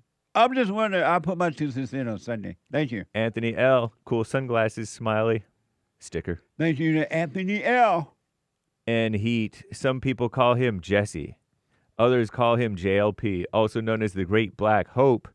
Some people call him Tom like a mug. Others call him Coon. I call him my beloved blue-eyed half-breed. Blue heart shirt. Blue shirt. Anchor baby. Blue background, please. Tan thanks hands emoji. Half-breed. That's all I ever heard. It'll turn blue eventually, if it hasn't already. Pastor Chatelet with over on Pilled, 111 gold pills. Jerome got the Orange Man bad NPC virus and loves to repeat, parroting the Mockingbird media. Good job exposing this guy, Hank and Uncle Jesse. Big smile. Thank you. Jerome didn't even vote. What he mad about? Ticked about something. He had nothing, didn't even vote. I didn't know that he had voted. I thought he had at least voted for the Democrats or something. And he more ticked than 90 going nose. Amazing. Thank you. Sion T45. People are never satisfied. They'll cry once Trump leaves office. President Trump, that is. Woe unto y'all. I rest my case, Sion. You make a very good point. What the? It's spelled W-O-E, not W-H-O-A when you say woe unto you, Sion. She black. You're black. Shout out. Norris T. 10. Jason Peterson. Gift memberships. Who's that? Norris T. did. Thank you, Norris T. That's amazing. Adlib Queen. All those who disagree with Trump on Iran are fearful. They live in their fears. U.S. flag emoji. Yeah. Don't worry. The president got this. Reflect on all the stuff he's gone through and all the stuff he's done that no other president has ever been able to do. Don't and they said it ain't gonna work. It ain't gonna work. No. And it works out. Don't worry. Be happy. All is well. It really is. Thank you. Adlib Queen with another one. Have you heard about foundational Black American? This one guy who was on the show a few times is making it popular to delineate from black foreigners. What are your thoughts? I've never heard that. Yeah. Have I? You might or might not have. No, I'm not. If I have, I'm not aware that I don't remember I heard of it, so I don't know what it means. It means an American descendant of slavery, black. What? A black American who's come all the way from, whose ancestors were slaves, not somebody who came here as an immigrant later. And that's or what foundation mean? Foundational, because they were here from the founding of America. But the slaves are all dead. I know, but their great-grandparents were the slaves. Somebody who's, you know how some of us whites, we come all the way from the Mayflower or whatever? All right. And some of us came as immigrants later. But the blacks were not here to found America. They came later. Indeed. Or they came earlier, but they were just working. And the white man hired them to help build America. Yeah. To do the work. What the? No, I've not heard of that. Thank you. Marcus G. Everybody angry and hates Trump except for baby Jessica's daddy.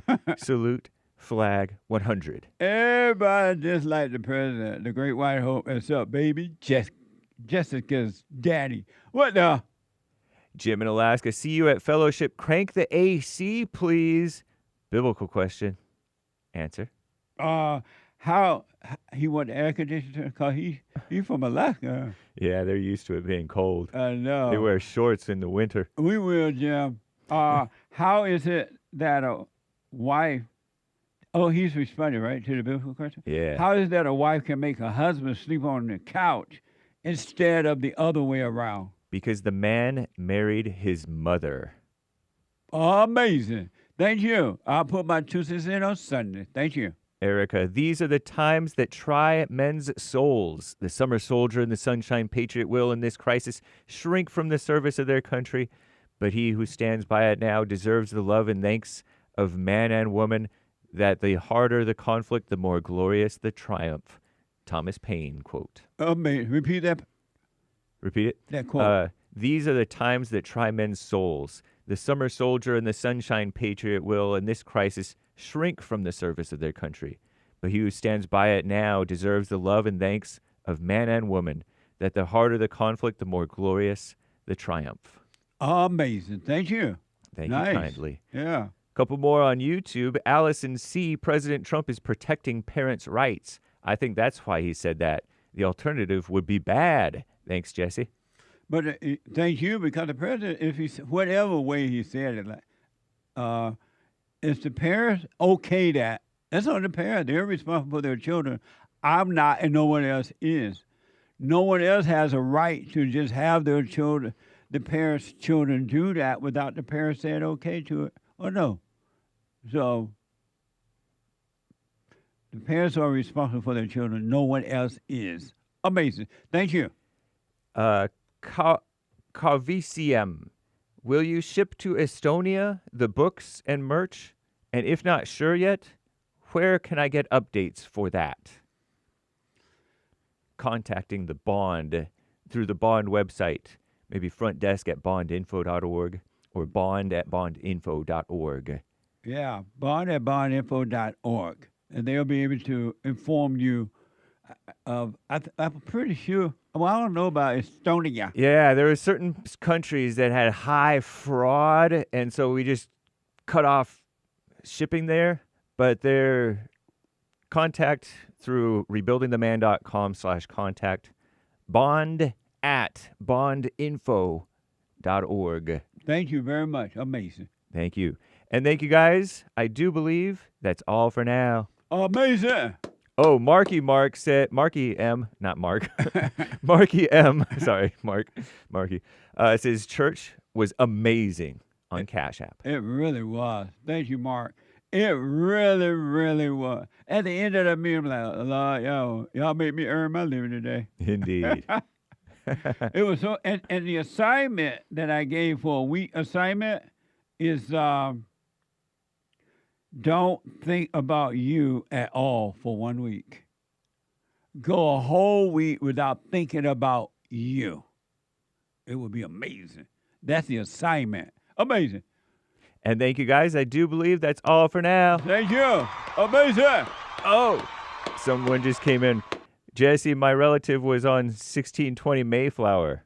A deacon was his relative. Anthony L. says. That's a white person or black? Probably. Oh, I don't know. It's a good question. Thank you. But I don't know if you're white or black. Are you trying to tell me that black came over to Mayflower too? Well, I probably mentioned it because I brought up the people who came from the Mayflower. Oh, amazing. The Mayflower was beautiful. I have a relative from the Mayflower. Thank you. You do? Supposedly, my brother told me. I don't know. Some woman. They have females on the Mayflower? Some woman named Mary. Yeah. Was it Mother Mary? I don't think so. Nice. Let me go to Matt. Oh, I hear the music. Matt, hold on. The rest of the call. Let me take a quick break. 1 more hour to go. Female Monday. We take all calls, though. Hate news is coming, not the fake news. 888-77-JESSE. Let me take a quick break. I'll be back in a moment.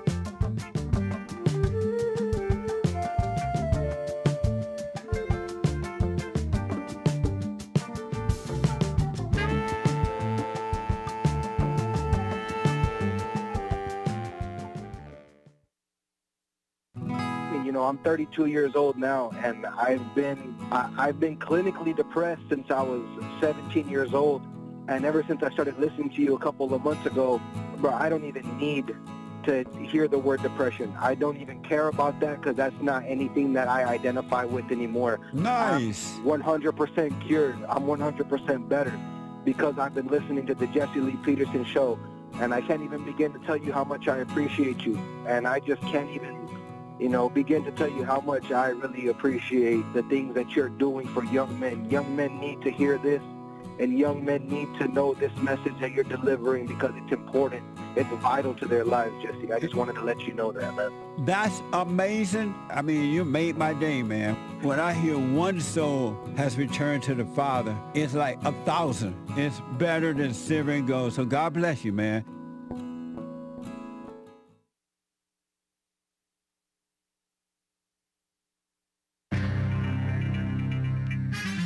all kinds of mess going on in this here old world. You know, they had that attempted IED bombing attack, terrorism, allegedly inspired by ISIS, over with that guy, Jake Lang, who was doing this big old anti-Islam protest thing in New York City. New York City, get a rope. This is the end of hour 2 already of the Jesse Lee Peterson Show. It is Monday, Female Monday, that is, March 9th, AD 2026. There's one line open. You can call in right now, even during Hake News, not fake news, young or old, to get on hold, to get on air with JLP. Hang tight, callers. Matt and the rest of y'all. JLP will be right back to your calls. We'll get to more of your super chats as they may roll in. Appreciate them. And after the Jesse Lee Peterson Show, the Hake Report. That's my show. And then American Anchor, baby. So cool. And make sure you do podcast Church with Jesse Lee Peterson. Either watch it on YouTube or Rumble, Jesse Lee Peterson Rumble, Bond Rebuilding the Man YouTube, or other platforms, including BitChute, Pilled.net, and elsewhere. It's also on audio podcast, Apple Podcasts, Spotify, and many other podcast platforms. Commie Nonsense Network, CNN reported on the FBI terrorism task force investigating the violence from the pro-Islam, I guess, counter-protesters. The violence erupted during an anti-Islam protest organized by right-wing provocateur Jake Lang, dwarfed by more than 100 counter-protesters, claims CNN, officials said. Police said the explosive device that was thrown was capable of causing serious injury or death. They have this female police commissioner over in New York City. She's about my age, white gal, purportedly white. I don't know. Anyway, 2 males, arrested in connection with the device, admitted to being inspired by ISIS, according to the reports. What a mess. And Utah, there was this murder trial by this woman, Kouri, Kouri Richins, Richins, a Utah mother accused of poisoning her husband fatally. It seems like it's sort of rare to poison somebody fatally, especially unless it's in the hospital or something. Expected to conclude their case in the coming days, the prosecutors are. Over the last 2 weeks, jurors have heard wide-ranging testimony about the troubles in this gal's marriage, her secret affair, which is adultery, it sounds like, I guess, and millions of dollars she owed in debt somehow. Kouri Richins has pleaded not guilty. If convicted, she could face up to life in prison. The trial is continuing this week, and so it's a mess. Terrible. Meghan Markle no longer with Netflix. Netflix wished Meghan Markle all the best with her lifestyle brand after the streaming giant Netflix and the supposed Duchess of Sussex decided to end their partnership. Terrible. There was a UK child killer who died. He was killed, basically, in prison. But I don't know if it had anything to do with his killing of children because he had done it way back in like 2002, convictedly or allegedly or whatever. Ian Huntley. But 23, 24, however many years later, he's in prison and this murderer rapist guy beats him with a metal rod or something in shop class or something. Terrible. And that was back in February, mid to late February, I guess. And then he was on life support, and he's dead. Rest in peace. What a mess. And there's this United States, meanwhile in America, vax chief who's leaving, Dr. Vinay Prasad. Nice American name. The FDA, Food and Drug Administration's head of vaccines, will depart after overseeing a series of decisions that attracted controversy. And usually they say controversy when that means it might have been going actually in the right direction or some at least reasonable. So I don't know. By the way, somebody shot at Rihanna's house. A gal, 30s. I'm James Hake, JLP, Hour 3.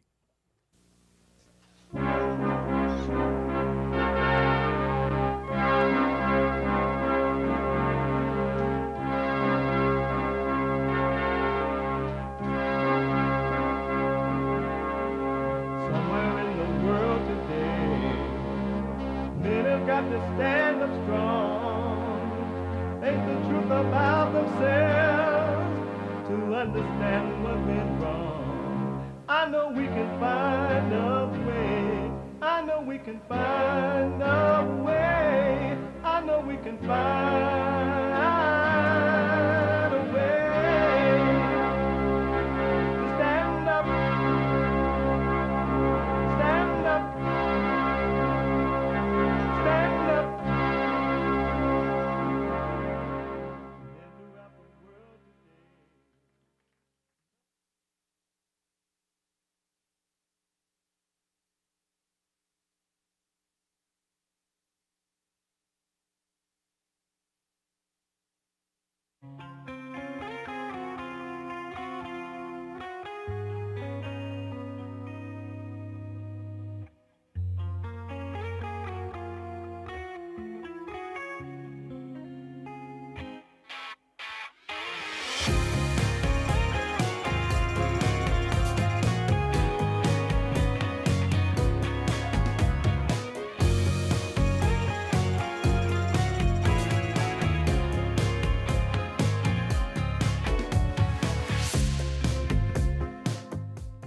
Uniting the races with truth instead of dividing them with lies. We're also rebuilding the family by rebuilding the man. I am Jesse Lee Peterson. Good morning. Hi, y'all. It's Monday. And rainy days and Mondays always build me up. You can get involved by calling 888-77-53-773. 888-77-JESSE. And my biblical question, brand new biblical question for those who want to overcome. It's not for all. Only those who are sick and tired of being miserable, of their thrills, of their sadness, of their tears. It's for you, men and women who want to overcome. How is it that a wife can make a husband sleep on the couch instead of the other way around? How is it that a wife can make a husband sleep on the couch instead of the other way around? How is that possible? That's amazing. We have every way that you can watch and support the show listed on jesseleepeterson.com/show. jesseleepeterson.com/show. And if you're out and about, you just got to go and do whatever it is you're doing, but you would like to listen to the show as it is happening, you can podcast and listen later, but you can also listen on your phone, no matter where you are and what you're doing, by calling the listen line on TalkStream Live at 605-615-4131. 605-615-4131. And to donate and have your comments read out loud, go to buymeacoffee.com/JLP Talk, buymeacoffee.com/JLP Talk, or Bond JLP Cash App.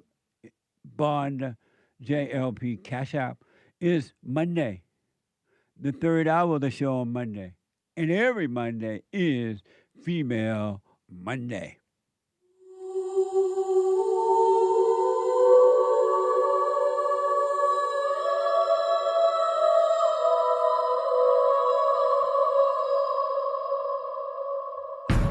I like to make men uncomfortable. All my life I had to fight. Let women take over. Some of us believe that women are getting paid less than men. I proudly say I'm a feminist. Thank you. You're welcome. Deep in their soul, they want to be home with those babies. We've been lied to for so long. You have been lied to in ways that you never imagined until you start to wake up. You'll see. You will see. And you also see you've suffered unnecessarily. You could have been we all could have been, as individuals, having an amazing life. But we've been lied to. We've been made to believe we had to suffer. What a sad way to live. I want to give you a couple of things that I wonder what you think about this. This first story, and you heard Hake on the hate news mention this from CBS News. Two people from no, that's not the one I want. Let's see here, maybe I do. Blah blah blah blah blah.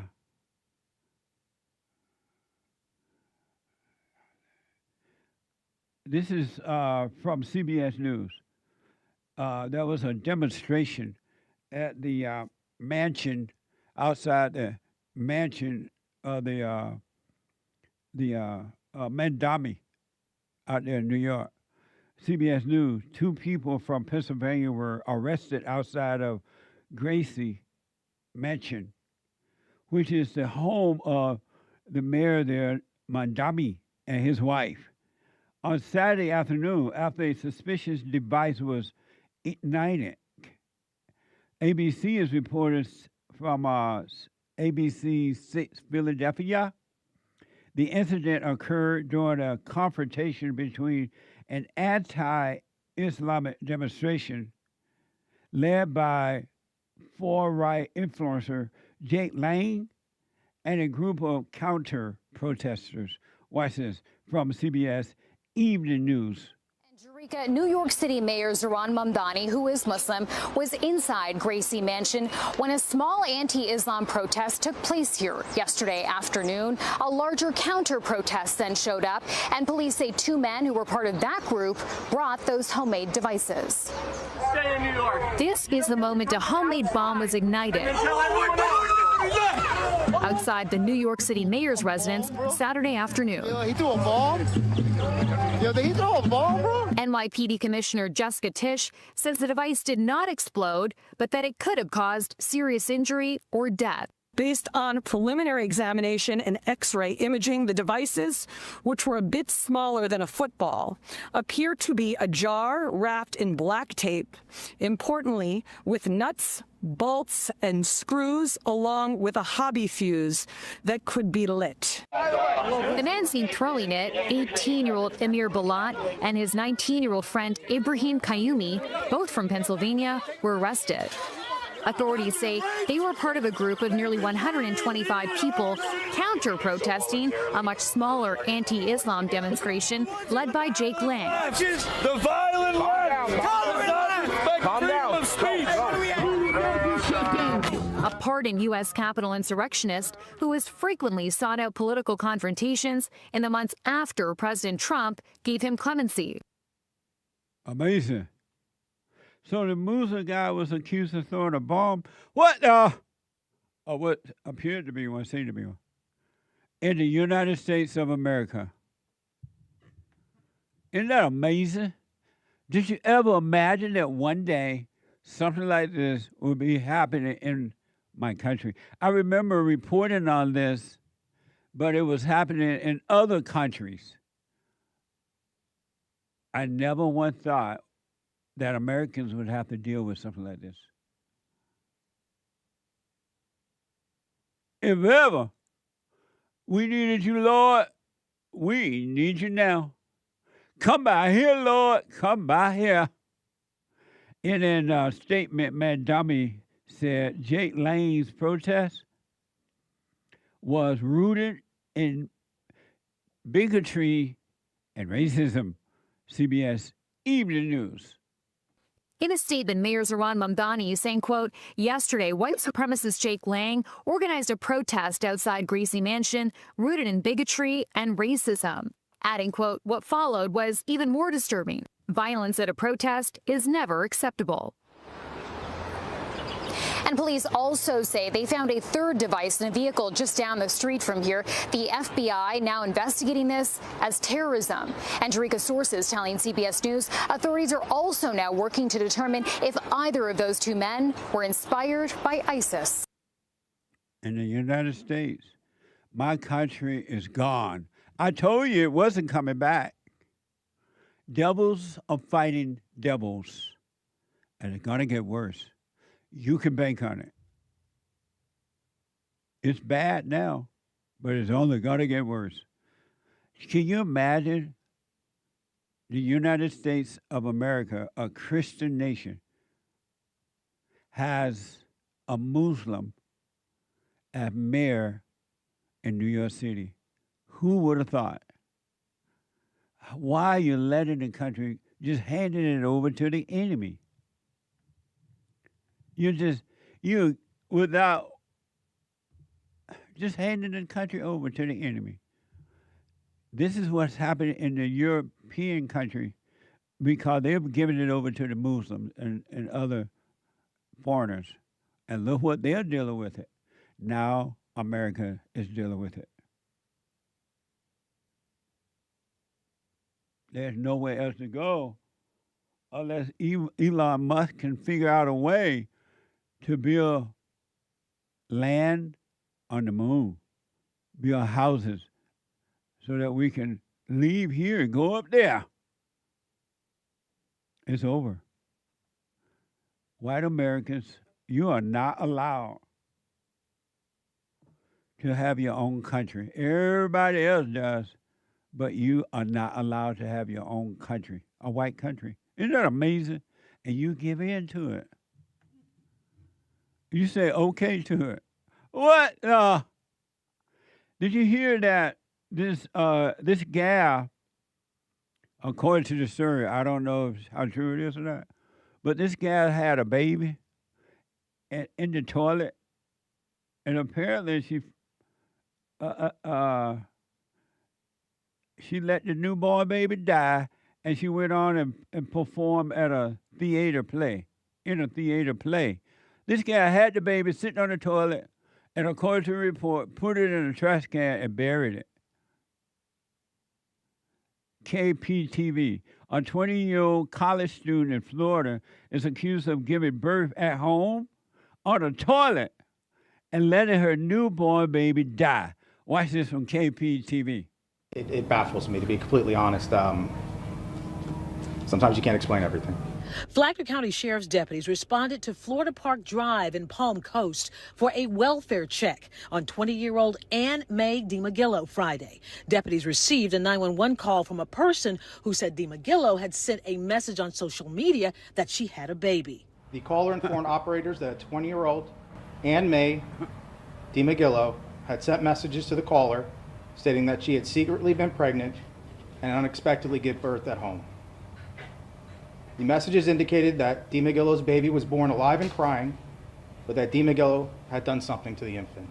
When deputies arrived, they say the 20-year-old led them to a shallow grave in the backyard. Investigators say she gave birth sometime Thursday and watched her child die. The baby was a girl, 3 pounds, 6 ounces, and 18 inches long. She goes to the bathroom.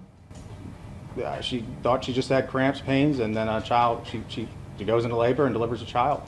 She sees it in the toilet, leaves it there, watches it, hears it cry, and waits until it stops crying and moving.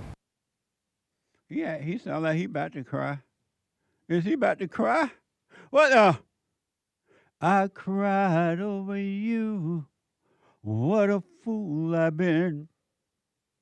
Now's your time to cry over me. Yeah. The police sound like he about to cry. Well, y'all said abortion was fine. So what's wrong with this gal, if it's true, dropping that baby in the toilet and putting it in the trash? You said abortion was fine. You encourage abortion, right? One abortion leads to another abortion. That gal, if it's true, that gal ain't got time for no baby. She got to be in the play. Her ego more important than that. She told her she hid the infant in a duffel bag in her closet and went on to perform in a theater play. Watch this. She hid the infant in a duffel bag in her closet and went about her normal daily routine. She went to her college. And he says she came here to the Little Theater in New Smyrna Beach for a performance. She played the character Virtue in the musical Anything Goes. Detectives say she then returned home around 10 Thursday night. The chief deputy says she buried the child wrapped in a towel in a shallow grave out back. As far as the grave, Deputies only had to remove, I'd say, maybe 4 to 5 inches of dirt to discover the baby. Ann May DiMaggillo will be charged with aggravated manslaughter of a child. Under Florida's safe haven law, anyone who can't care for a newborn can surrender the baby at a fire or police station or a hospital. Fire Station 25 in Palm Coast was activated last September. Amazing. Is that different than abortion? You said abortion is a woman's choice. Is her body her choice? And if this story is true, her choice was to dump that baby.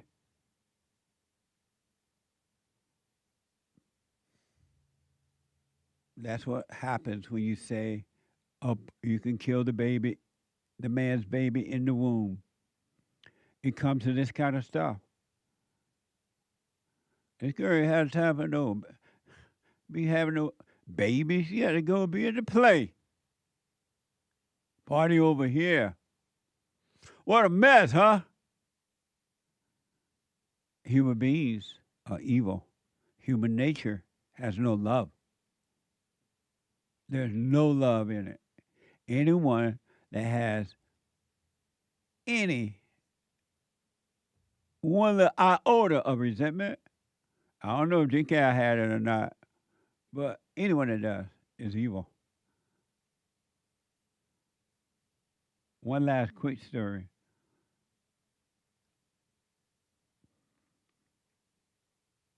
For now. This is from the New York Times.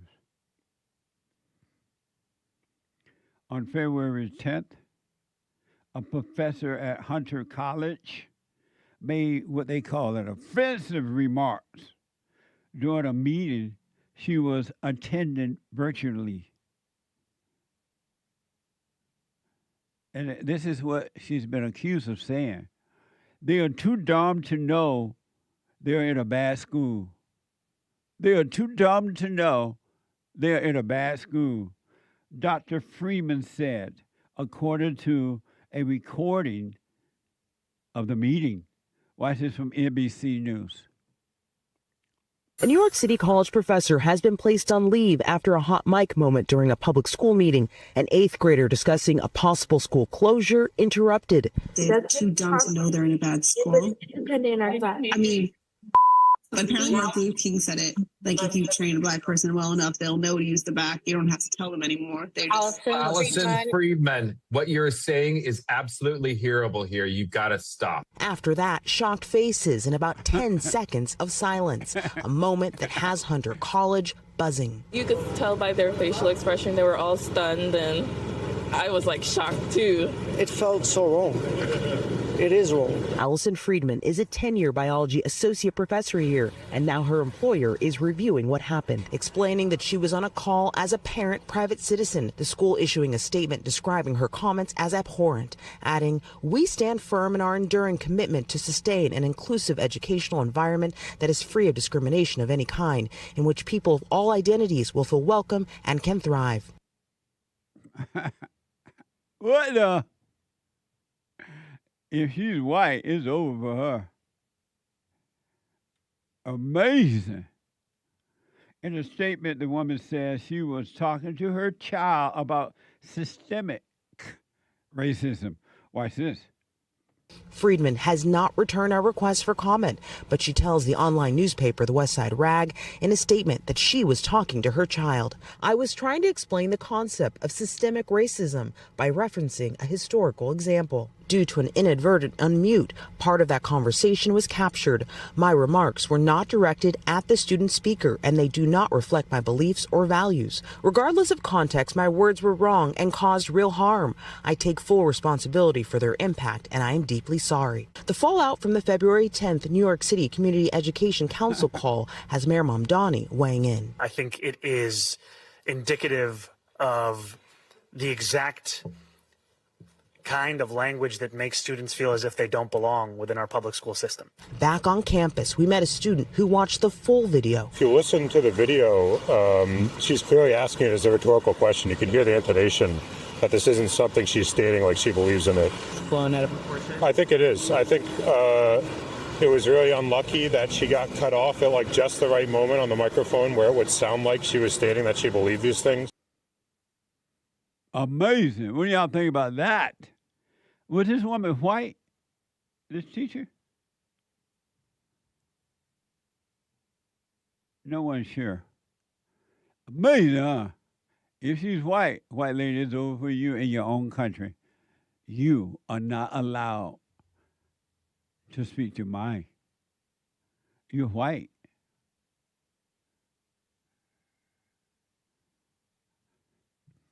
And everybody knows that the liberals don't expect the people of color to be smart. They are too dumb to know that they're in a bad school. Public schools are bad schools. They're awful. And you have to hate your kids to send them to those schools. What a mess, huh? Now she's going to lose. Well, we'll see what happens, but I don't know. And I don't even know if she's white. I'm not for sure. Let me go to Matt, a first-time call out of Illinois. Matt, you are on the air. How are you? Hey, Matt. Hey, how are you? All is well. Everything, all is well. Yeah, first time caller, man. I just started watching you about 6 months ago, and man, a lot of your stuff makes sense. Amazing. But I called to let you. I called on a couple of topics. You ran the news stories. Now I want to talk about the news stories. About the girl with the abortion. I don't see the difference. What's the difference if she was pregnant or if she had the baby? If they legalize abortion, I mean, any mom could kill their kid, right? I rest my case. Absolutely. They say it's okay. Some people even say you can do it up to the 10th month. So, yeah, I mean, 9th month. Yes. Why not 18? That's right. Yeah, if it's okay to kill the child at any point, then what are they concerned about? Yeah. Well, what a mess, also, Matt. It is a huge mess. I'll tell you that. And then also on the Mandami situation, it's racist for the white people to go to his house, but it's not racist for his house to get bombed by his own people. Wow. That's a very good point. That doesn't make sense to me. I mean, if you're gonna call a sheep black, I mean, you might as well call them all. What a mess! I'm still blown away, Matt, that a Muslim is mayor of a city or a town or a state in the United States of America. I'm still blown away that happened. You know trouble is coming. Yeah, especially because, New York and the Jewish power over there. I was surprised that they even allowed the Muslims go in. Yeah. Yeah, I don't know what they're thinking. I think this is all a big scam over there. I'm getting a static. It's all going to be a scam over there. Sorry, I'm running back in the house. Yeah. It's just going to get worse, Matt. Get ready. It's going to be a bumpy ride. It's going to be New York is going to be a situation like Ilhan Omar. Yeah, yes. Absolutely. Mm-hmm. Amazing. Thank you, Matt. There's a problem with the line there, so thank you so much. I appreciate it. Do we need to do anything? Is that on our end or theirs? I think it'll clear up. I thought y'all had fixed that. No? Brady out of Arizona. Brady, you are on the air. Oh, hola, hey, Jesse. How are you today, brother? All is well, Brady. Hey, you guys were talking about Mandami and that bombing. What they failed to reveal to the public on the bomb powder that was used, it's called the Mother of Satan bomb powder, and it goes right back to ISIS and all the Islamic cells that are placing bombs all over the Middle East. That's their calling card. That was the bomb that was thrown. They say was thrown in New York there. Yes, they said it was what the bomb had nails and it was in a glass jar and it had a fuse on it. But the one thing they left out, it was the mother of Satan bomb powder that's used by the Islamists, ISIS, and Al-Qaeda groups across the Middle East. And how do you know that that's what it was? Because I researched it. It's called the mother of Satan bomb powder. Okay. Look it up. Amazing. In regards to best president Israel has ever had. And Brady, your phone went out for a minute. What were you saying in regards to what? I said in regards to the bombing in Iran by Donald Trump, who is the best president Israel ever had, they wiped out 170 girls aged 9 to 12. But Brian, now Trump, you make me think you're not telling the truth about the other thing, because Donald Trump is not the president of Israel. Oh, he sure is. He's a puppet of Brian, him. you don't have the right information. I thought you were giving out. So now I can't believe you about the bomb, because you just said you just said that President Trump is Brady. I mean, not Brian, but Brady. You just said the President Trump is the president of Israel. You're not making any sense. I can't believe anything you said now. What the? Jesse, guess what? Guess who's running for president? 888-7753-773. Thank you, Brady. I can't believe anything you're saying now. President, that's our president. What the? So I'm being told that Hunter College professor Allyson Friedman is white, per photo on her page. Perhaps Jewish, but she appears to be white. Well, if she's white, and they said that she said what they said she said, it's over for her in her own country. And when white people say things like that, and these people, the people of color can punish them, they love it. They try to wipe them out because the white people are afraid. They are afraid.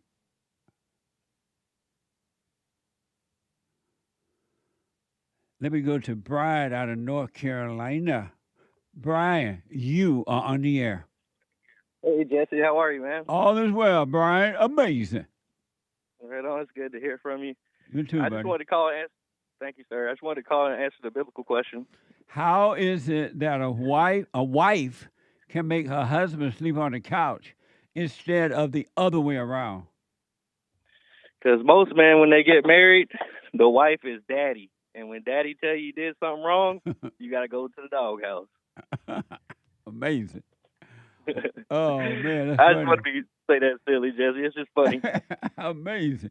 Well, I'll put my little 2 cents on Sunday, Brian. I appreciate it.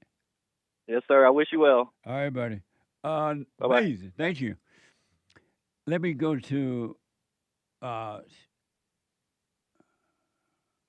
Steve out of Illinois. Let's see. Yeah, Hello? Steve, you're on the air. Hi, Jesse. How you doing? All is well, Steve. Good. What's up with that caller a couple minutes ago there that he says that Donald Trump is the president of Israel? I didn't know that Donald Trump was the president of Israel. I don't think anyone did until today.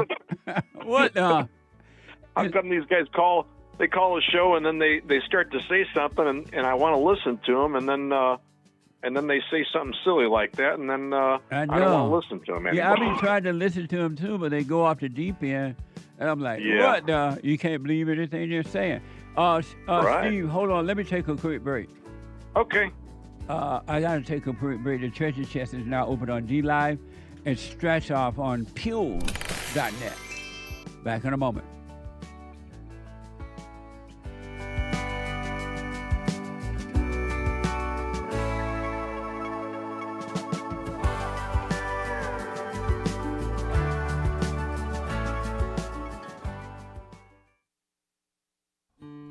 We have a counseling service, and I have to admit, thanks to God, it is the best counseling service on this side of heaven. I counsel with men and women, families, individuals around the world. most people are unhappy, they're miserable, they have rough lives, they're depressed, suicidal, young and old, of all races. I understand, I know why, and I do understand it. Because exactly what's happening in me is happening with everybody outside of me, inside of them. And I've noticed that with those who really, really, really want to understand, they overcome it just like that, out of one counseling session. If you need counseling, you can go to rebuildingaman.com or call 800-411-2663. 800-411-BOND. Best counseling service on this side of heaven.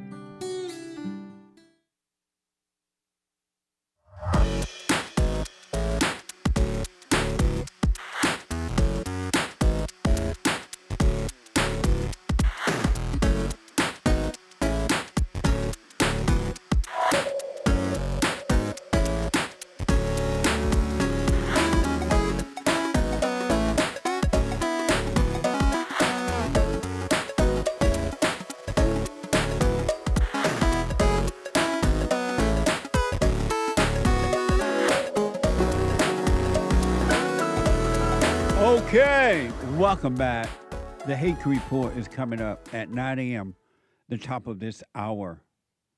Did you remember to set your clock up an hour in those states where time changed? It did here in California.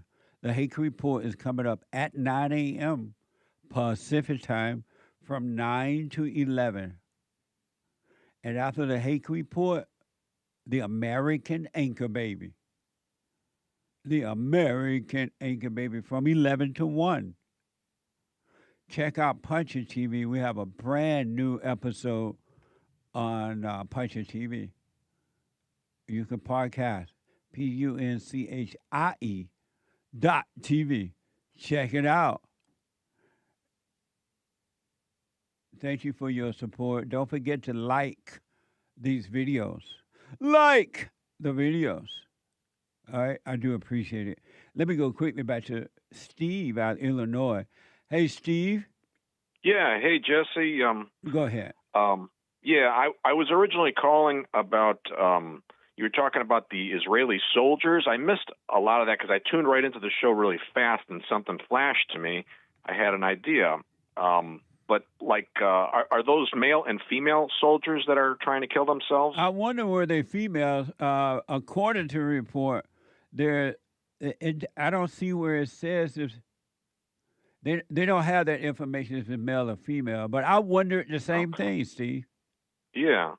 I used to be an aircraft mechanic for one of the major airlines, and we had I never did work on LL airplanes. LL is the airline of Israel, and they've never had any terrorist incidents because they have good security. You know, they have an SUV that rolls around with 4 armed guards, and I saw one time, and there was a woman there, and they're part of the IDF, I guess, the Israeli Defense Force, or I think that's what they call them.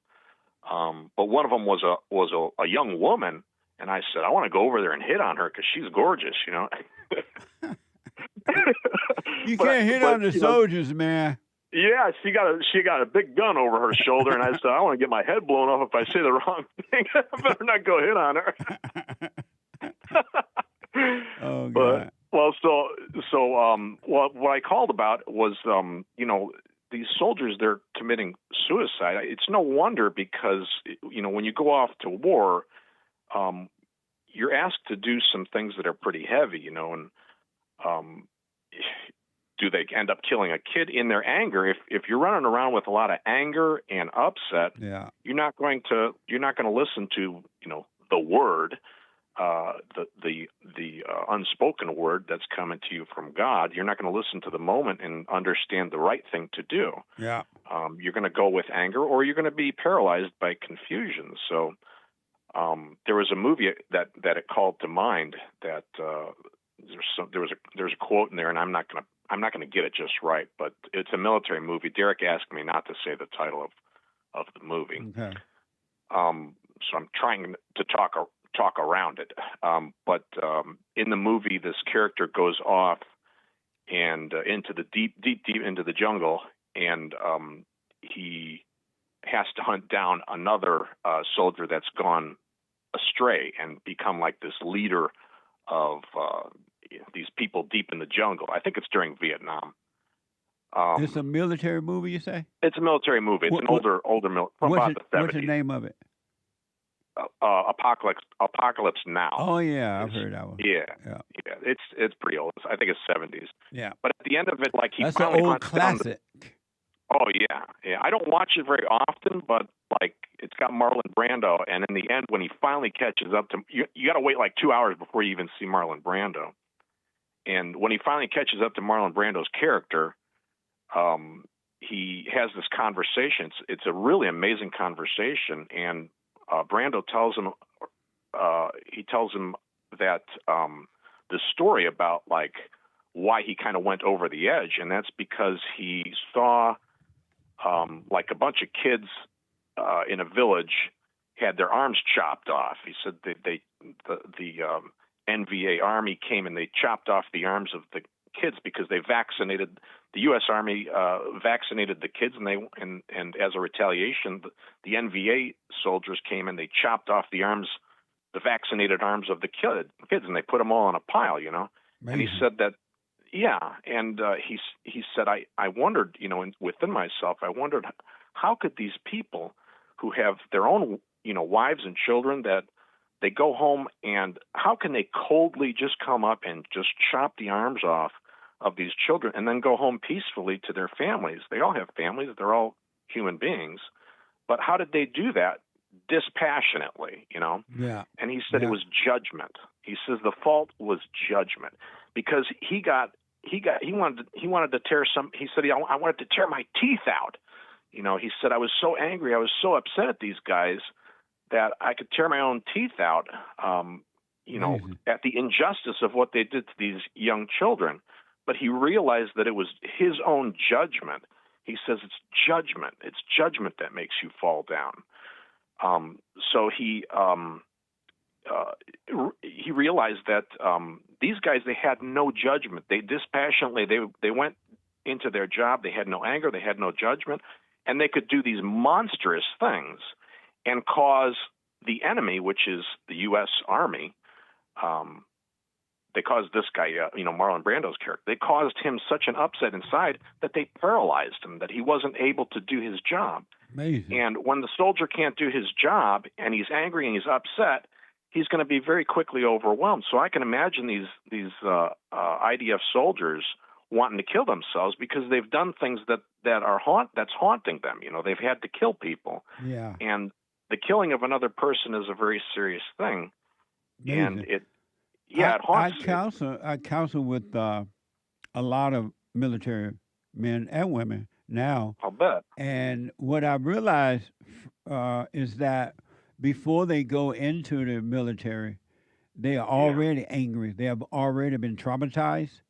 And so they're already emotional. They're already overreacting to life and situations in life. And so when they go into the military and they see those things, as you mentioned, but children being killed and all kind of stuff, they're still overreacting from that anger that they already have. They're overreacting, and then they go to the so-called expert doctor or psychiatrist or psychologist, and they tell them, "Oh, you have post-traumatic stress disorder," and then they give them medication for spiritual issues, and it just makes things worse for them. They end up like zombies. We had a guy that lived in my town. I worked at the post office in my small town here, Central Illinois, and we had a young guy. I never met him. I don't know what age he was, but he was a veteran, and he received medications in the mail. I always remember handling his medications, and then later I heard that he had a car accident, and his car accident was that he had a head-on collision. He drove his car head-on into some other vehicle, don't know what it was, and killed himself that way. Amazing. So it's bad, man. Yeah, medications don't solve anything. Not I think at all. Dropping the anger and like that movie says, dropping the judgment. If you don't make a judgment, don't go into war angry. Some people, like World War II, people went to war and they said, I hate Japan. They waited. And that's another thing. Like with this whole Iran war, I think Roosevelt waited until perhaps, we don't know for sure, but there's controversy about it. But Roosevelt waited until Pearl Harbor was attacked, and tens of thousands of people. I don't know if it was tens of thousands, but many people, in Pearl Harbor, our people were killed, and that whipped up all kinds of anger and upset. And the next day, everybody went down. All the young men went down, and they said, well, "Let's go kill some Japs." Yeah, what and, a mess. They went into war with anger, and I think anger is just a terrible motivating force. You don't want to use it to motivate you to do anything. I would counsel with a guy as you speak. I'm thinking about some of the counsel done, and this man was in the military. He was totally traumatized. And I forgot what he said he was in, but then when he heard me say that he needed to drop the anger from his mother and when he was a child, he started working on that. He dropped the anger, and now he's able to overcome the trauma and everything from being in the military, killing people. And he never imagined, according to him, that he could feel free. He could be free again. He thought he was going to be like that forever because he was on medication. He was seeing these stupid so-called psychiatrists and psychologists, and they were just having him to repeat what he had gone through, but they were doing nothing to help him. He only got worse. Right. What a mess, Steve. He had all that unfinished business inside, and it kept driving him into his head. Yeah. So have we got time for the Bible question? I like your Bible question, but I don't remember exactly what it was. How is it that a wife can make a husband sleep on the couch instead of the other way around? Instead of the husband making the wife sleep on the couch. Right. She's the one ticked. Oh, right. I don't know, but I think if the previous caller was saying something about a dog, and if you let a dog into your bed, he's going to think that it's his bed, and maybe the woman thinks it's her bed. So it depends whose bed it is. If she's sleeping in your bed, maybe it's better to have two beds. That's right. But I would be sure to make sure I had the biggest bed in the best room, and make sure that she had the small bed in the smallest room. I rest my case. And maybe the kids could have the middle-sized room if I had a wife. Well, I appreciate you responding to the biblical question. I'll put my 2 cents in on Sunday. Thank you. Okay, thank you. Bye-bye, Jesse. Bye, buddy. Amazing. So Brave AI is reporting American soldiers have been committed suicide amidst the Iraq and Afghan war. It's called to Brave. What's 888-77 Jesse? Let me go to Steve out of Maryland. Steve, you are on the air. Stephen. Thank you, sir. Yes, sir. I wonder how are you today, sir? All is well, Stephen. Are you on a Bluetooth or something? No. Come closer to your phone. You sound a little... Okay. How am I now? Oh, that's 100% better. What the... Look, I'm wondering if you celebrated or acknowledged the march that went to Selma to Montgomery, Alabama, on the March the 7th. No, I didn't even know anything about it. What is there to celebrate? Why are they celebrating that? Yeah, to celebrate. That's what, Why are they doing that? Those are horrible times. It was a horrible time. What happened to them, that was a horrible thing. Amazing. But normally they just watch it down the street. But why are they celebrating it? The civil rights movement was the worst thing ever happened to the blacks. I don't think so, sir. Why not? It wasn't the worst thing that happened to me, and I'm black. Why you say it wasn't the worst thing? Because one thing I didn't have to worry about somebody. I had to count jars and stuff in jars. That poll tax used to have out. It tell the number of marbles in a jar. Well, I have no idea what you're talking about. Oh, okay. Well, But did you try to vote have when you you were noticed that ever since? Are you black, Stephen? good in? I'm sorry. Good in. No, I said, are Really you black? Yeah, I'm black. Have you noticed that the blacks have gotten worse? And Worse how? the blacks have gotten worse instead of better since the so-called civil rights movement? I don't think so. I had a good time. No, Everything improved I for know. me. You say everything is free? I said everything improved for me. Well, maybe for you as an individual, but for the blacks, they're begging. They're blaming the white man for everything. They believe that the white man can hold them back because they think that the white man is smarter than them and tougher than them. And so they didn't think that before the civil rights movement happened, so-called civil rights.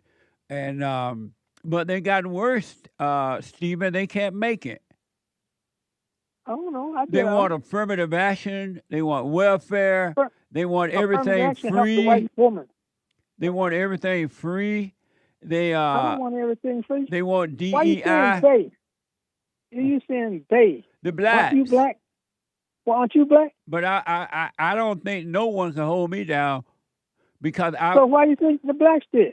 Because they stopped thinking for themselves, and they want. Did you stop thinking for yourself? Now they're so dependent on somebody to tell them what to do, and they're relying on the government. They literally think the white man can keep them down. Isn't that amazing? No, that's not amazing. How were you able to make it and you black? I was in the military. Oh, see? Right on. Plus, you know why I went in? Why? Because I didn't want to be a janitor when I graduated from high school. Why not? I'm not pushing. No, I went to high school. I graduated. What's wrong with being a janitor? It's beneath me. Beneath you? I ain't doing no janitor work. You so uppity you can't be a janitor? I'm not uppity. I'm just not going to be a janitor. But what do you say? Why you said beneath you? A job is a job, man. No, it ain't. No. Stephen, a job is a job. What's wrong with earning a living being a janitor? Somebody got to be a janitor. That's right. Let them be a janitor. Who? Whoever you say that's holding me down. No. I said who? You said let them be a janitor. Who? Whoever's holding us back, like you said. Whoever's holding us back. But you said no one is holding you back. That's right. So who ain't holding me back? Who do you say? That's why I'm not a janitor. When you said let them, who are you referring to? Who you think I'm talking about? The blacks. Blacks holding blacks back. Yeah. Blacks are their worst enemies. Their own worst enemy. Right. Steve, let me ask you this. He's from Alabama, too. Are you from Alabama? No, sir. Where you from? I'm from Maryland. Baltimore. Were you were born and raised there? Yes, sir. Well, you don't know what happened in Alabama. You don't know anything about. You don't know anything about the march in Montgomery. I went to Mississippi to train at Keesler Air Force Base in the 50s. I know, but it was over there. I saw what was going on in Alabama, right next door. No, you didn't. How are you going to tell me what I saw, Jesse? Stephen, how old are you? I am 89. Oh, you're old. Wow. And so what the blacks wanted equal civil rights. What are civil rights? You don't know what civil rights are? No, I really don't. Rights are given to people who live normally. What? And with rights that everybody else has. So what now? Being single. But they already had that. Who? The blacks. No, they didn't. Yes, they did. Because I saw it down in Mississippi. No. I saw it. No, you didn't see that. Why did Emmett Till? Well, let me ask you another question. Why did Emmett Till have to have instructions how to act when he went to Mississippi? Because he was black and he didn't know how to act. You know how black people don't know how to act. How come you don't know how to act? Even when they go on a cruise, they fight. They go to McDonald's, they fight. They go to the football game, they fight. They go to a wedding, they fight. Then a funeral, they fight. They don't know how to act. When do you hear anybody fighting at a funeral? You ain't heard of that? That happened a No. lot with the blacks. But Stephen, call me No. again. I got to run. I do appreciate it because of time. Super. Super chat. Super chats. B Thank Money. you, Stephen. B Money rated the stream over there on Rumble. And speaking of Rumble, thank you, B Money. You got to know how to rumble. Thank you, B Money. Nick LeBoy gave a Rumble rant talking about Bill Lockwood. Right on. Said that he explains the sentiment about Americans' feeling about Israel's war and Israel's influence in America. And he says, Happy Monday. Happy Monday, Bill Lockwood, one of the smartest white men on the planet. And Bill is here the last Tuesday or Wednesday sometimes of the month, right here on the JLP show. Bill Lockwood, check him out. Peter 80, thank you, Jesse, and the team for the best fellowship on this side of heaven. Amazing. Thank you, and thanks for helping make it possible. Thank you. Cornerstone on Cash App gives it fire emoji. Fire. Thank you, Cornerstone. Very nice. Yeah. And then shout out to the top contributors on the D Live crew, Pastor Chatelet, Aries 1, Games for Rec, Kid Combo 1, and the rest of the supporters there on the D Live crew. Thank y'all. Good morning, D Live. Thank y'all. And David A says, don't know much about history, don't know much biology, don't know much about a science book, don't know much about the French I took. But I do know that I love you. And I know that if you love me too, what a wonderful world. Wonderful world this would be. Now, I don't plan to have an A, baby. I don't claim to be an A student. Oh, yeah. Now, I don't claim to be an A student, but I'm trying to be. But maybe by being an A student, baby, I could win your love for me. I could win your love for me. Amazing song. Thank you for your support and reminding me of that song. They don't make music like that anymore. Amazing. Indeed, they do not. Yeah. And thank you, guys. I do believe that's all for now. That's amazing. Thank you. Amazing. Thank you all. Let's go to GIGI out of California. GIGI, you are on the air. Hi, Jesse. How are you today? All is well, GIGI. Amazing. Great. I do have a question about the biblical question. How is it that a wife can make her husband sleep on the couch instead of the other way around? Well, I feel like that would be if the man moved to the wife's house and then he's sleeping on her bed. Yeah, that would be a different story, that's for sure. That's why a man should never move into the wife's house. Right, I agree. And any man who allows that is a weak man. I rest my case. I do believe that. And when you say the other way around, I don't think a man should be able to tell a woman to go sleep on the couch. That's not you loving your wife like Christ demands you to love the church. But if she says that, and then I'll put my little 2 cents in on Sunday. But how about if she says that, I don't want to sleep, you got to sleep on the couch. And then the man does he make her go or he should go? I know if she's mad, then she should go. I rest my case. Yeah. Thank you so much, Jesse. Thank you, Gigi. Amazing. Have a good one. Bye-bye. Bye now. Amazing. I am so out of time. I tried to get to every call, but I couldn't. And your super chats, I do appreciate it. Stay with it. Stay with it.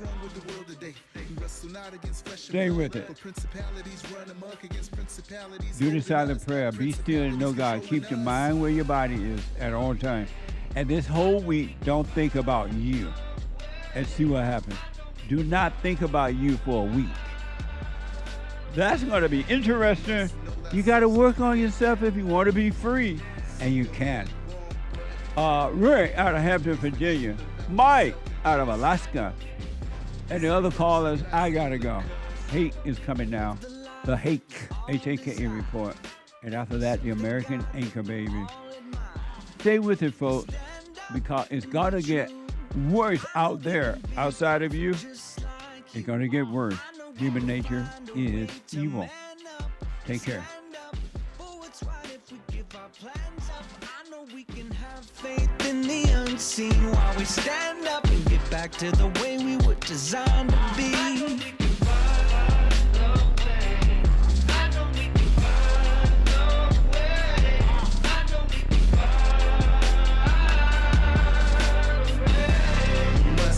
So you get something went wrong, but check.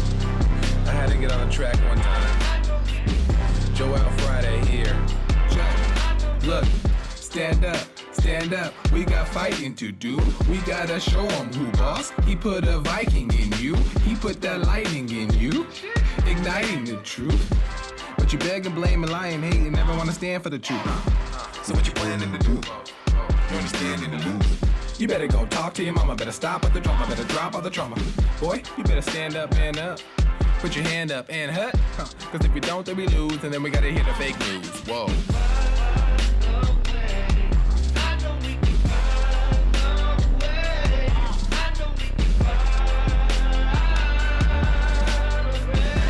You must know that so you get something went wrong, but face the truth about yourself and just seek first God's kingdom, cause you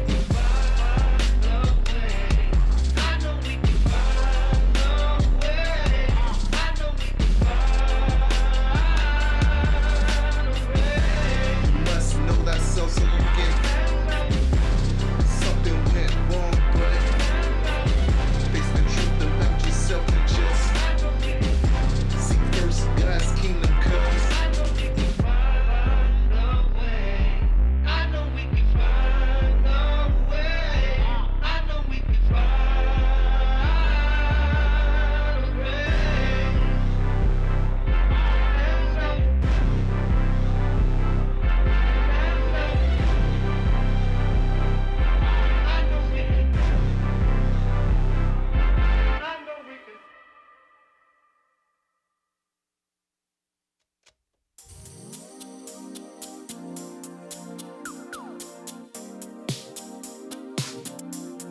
The views, information, thoughts, and opinions expressed during this show are the individual's own and do not represent the views, thoughts, and opinions of the JLP Network or Bond. Their appearance on the program does not imply an endorsement of them or any entity they represent.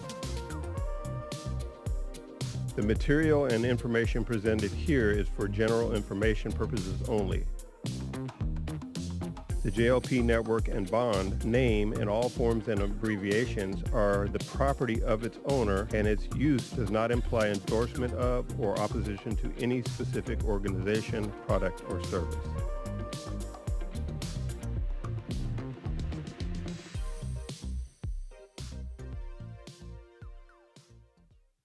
I just want to say thank you for everything that you do.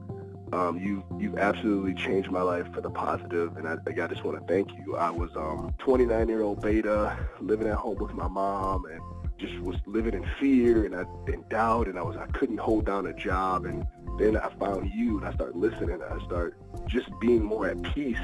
And I forgave my mom, and I forgave my father, and it's like right after that, everything just changed in my life, and I was able to get a good job, and I moved out, and I live on my own now, and everything has just changed. And I just want to say thank you, and I appreciate you for spreading that message. It really is a positive message.